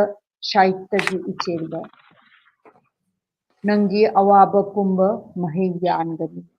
ayuki uche koyada maikei pumba pumnil nilgani harauba amashung nungshibada. Thank you. Wow, wow, yam faje yam se kai oja Sonaton kari gumba tabi ramaga dia sum express to view koi madam Rumita na koi gi nushira ba konthok da oja gi Sheireng ama pathokpi basi oja le ramaga dia tesu ena nuai kadam ni adu how have you masigi mai mayam sum Sheireng thibsida aisu Sheireng macha amtang khudon tamjaba yagadra yani oja da lakse oja da ona lotion doi ni ko oja gi Sheireng chutani oja gi conclusion remarks lak jage oja da lakse gani akoi sum keno di oja Bijoya changamaga ade oja da toroga ngasi gi keno sum lotion jage yai oja bijagi tawbiro koi mathang sidi akoi madam Bijoya gi unmute tong tawbiu madam aduga akoi gi Rumita gi koi madam Rumita gi keno se ngasa wahai se akoi wahai kontok ki bangarsi keno se khasum kontok su bangarsi kontok adugi wahai wata se na ju khaitan ko isam jam na haitare ko ngasa gi oja sang wi sina yam na hai ngasa gi puari gi mamang gi keno singi terminology se na koi gi wahai si sum thengna bani oja sum khoi gi du ni yam jam na ta phondok pa se ai thamoi da phaujobedo adugedi kontok ta su khajitang koi Bengali gi accent yauraga tawbusi sum tabududi khangda khoi sum nungai je haitare aduna I labna le so si manamak tai achin basi kano toro sum sinja bani mayam waro ba yade khara soi ba ngam jaro so yengbiri ba tabiri ba mayam comment pi video mayam sei asigi kano sanja silo ga thagat chari mayam akoina season nari ba wahai wata se khaji khara soi ba na dragana koi ntigi season abada haina barina Bengali wahai bo oro English wahai ba khara sum jaw gani adu mayam na khara sum ngapi ba tare oja madam Bijoya da lakserage habiu adongi aroi seri haitare handaki keno si Hagatari akoi saruk jamineri ba oja Singh amadi thenglak loba matam sibokta tabiri ba amadi yengbiri ba khuding makbo amkhana khuramjari aigi ani suba Sheireng achumbagi mami khangli phar haiduna sakthek labada hugi mayaina achumbaga aranbaga launambaga taungambaga kubak khuduna yengli aisu nangsu thamoida chap manaba lining amaga loinana tharo oli leimaida mayai samtharakpa ngaiduna musilaklabasu masa pumba ngairi adum ninghanna balaitana mong hadana ngangsang nganglabasu igumla mittuna hena phudorakli thaunadi sagar manthanda thoglakhiba kanana su laknaba ngamlaroidaba kallaba huna sibagi sakti da oikhiba saktamgum lakhigani hu sina mayai samthakhibada matik mayai punnamakna tasinduna leplakhini yelarakhini amrita lai oiraba migisu mi olaba laigisu phangpham thokpa khudingmaki amana su tadana kanana su hendana kaklarkhigani nongmadi sudarshan chakrana mitmangda tauriba achumba sorbhanugi ngakna ken khibagum mitkup tuk hakki mangal duni nang aina ngairi basu lepkhigani ninghanna balaitana nang da lepiu khusamnana nang da lebiu inakta amughana thagachari mayapno thank you yamna nungshiraba yamna okay hatare nung hatna kano oiraba artha leiraba fajaraba Sheireng amani koi mathang koi ngasigi sidi soi tela matam sida koi mayam koi Sheireng si yam taning bane du ngamdre mathang da koi Sheireng sedin nabagi session si sigumba thauram haitare koi khaka sinjara ke Manipur miragi market dagi tawtabu Bangladesh Assam Tripura India North America da leiba koi mite lon gi site da khara ngau jaba khara koi sum maram marta mayam da koi changhan jara kani mayam se sum khara matam ka thok pre ka tabiu akoi sidai sida lai ri ba se kana su ke haitare yamna ka henna natra khara phajana to ba ngamde adura su koi khona jabani agi practice mayam gi thagat pi ba wahi du na su koi da inward ama su pi inspired pi ba haitare na hairaga adu gi keno su lei adu oja Sanatomba su masagi chillaba kai hata ojagi academic aduga lo iba khotpa dedi ka loop kaya ga su saru ya binaba adugi mayam su lang keno toraga ka thokpiraga koi sida saru ya biba koi oja Shyam yamna keno toba kharani wangda su ma koi keno da su chatluba hata koi site da ngau joba keno anta ko koi siga lei se koi madam Rumita su Dhaka da ing sai haiduni koi Dhaka da toba if she get the chance I think kano gumba kano mo phanga to mite lon si sandok pagi mite lon gi koi mite culture gi jagoi se machan pi sum jagoi se tauri masamak su sum culture sum kan toba duwa sum mite lon mite culture si sum koi sandok no khonari so we are the fighter haita sumaina akoi ngamja bakhara sumai kan to logadi khoi gi lon je ojana nga sai hari ba kano si khajitang war su khulakpa ngamgadra habagi thajo du thamje adu ki ni kon hona jaba se to thank you mayam lakpi bagi tamak adu aroi boina oja Sanatomba da laksage oja Sanatomba khoi oja gi Sheireng su pathokpi adu ga closing remark ona khra tentak na thambiraga ngasi gi session asi lo sanjarani oja sum habiyo ai gi Sheireng hana ai lanthok sage mayam gi mafam da sum mayam sum Sheireng sum ai khoi gi nunggi oiban Sheireng thambi ba sida ai su Sheireng ji thiningakna ai ni sa ija ba Sheireng am khantang lanthok sage ai gi Sheireng gi maming ima ai gi Sheireng ima motai sudai naraduna fijet figai setlibi mayang kangbana su saru narabi mapari mamom kana hanna yengdrabi ima ingkraba waxing gi ulenda thak thak niktuna si singamda kutlaba mamitse luruk naduna fiji na mamai khumladuna ira senduna lon kaplibi ima ngasidi train su yoksilakle sahar gi nin khongba su hengatle yamna hengatle saksu fijet chakcha wangang wahi on khre pumon on khre hong driba haibu imagi manjunaraba inafi solaba khongthang na pungamdraba kintaraba haksang polang ngasi su mahuksa gum lagle kumgi thoram thachat thabana kibana ningsing naribani mangam san gadaba thogdadi amata udri nahakpu apokpini khangbidre makhoina aikhoi bu pokpi apokpi amadi lei masitani ningsing liba makhoina ngasigi imarol gi nimisina lakpada ima nahaki milugi pirang se taithok piraba kana yaubage nahaki manjunaraba fizonda machin khumdana nokli makhoina iri Manipur Official Language Act 1979 amended on 4th March 2021 loisang singda karamba lon gi karamba mayekta masibura ima ningba masibura imagi numit masibura mapari mamom singi palan gi thawdang pokpada thonkiba janma kosti gi maming sibada langadaba baitarani turen Zomaraj na sakhang binanaba hongdoktuna satkadaba isagi ming base ondanabu karamna siba ngamgadoriba phibam sida natra ima nahangna singam nangamdana sro singduna lambi gi sidaida satliba ngasisu sadat naraba haksang do kontharaduna yamna ikai thina mirak misen thi amagum napari namom kya gi maraksida ima thabum tara naw puduna naw tambirakhibi kauna khre tara sa in tambirakhi ningsing nadre lairabi ironi maitai kabi lakhini lagli basibu chana na maitai kabi haibado oigadoribra matam kuina gi tungda leng silakle haikiba ima maitai chanu dubu nahak purane ima nahak purane karamba mafam gi karamba phambanda lengsin biri barone ima tablet smartphone smart class video learning app interactive whiteboard touch screen visual classroom virtual reality headset YouTube learning site Facebook Zoom talking point Google learning platform mobile phone smartphone technology namake semnaruduna lenarakliba iman haki mayekna taranipan kuntaret kuntragataru karambana asumba kanana laliba yenabagi palonungda yenaduna tallerhauba tarabra saukhatpagi mangandati satri nasasingna asumba amamba suna mamba luknungda amambagi mathangda amambagi mathangda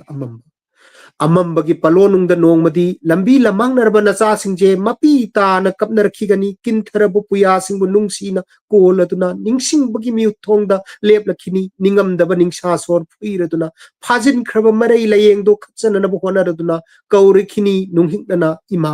imalon nungsibi aigi imalon aigi Sheireng si matang sida tension jari punamopu amona khurumjari aduga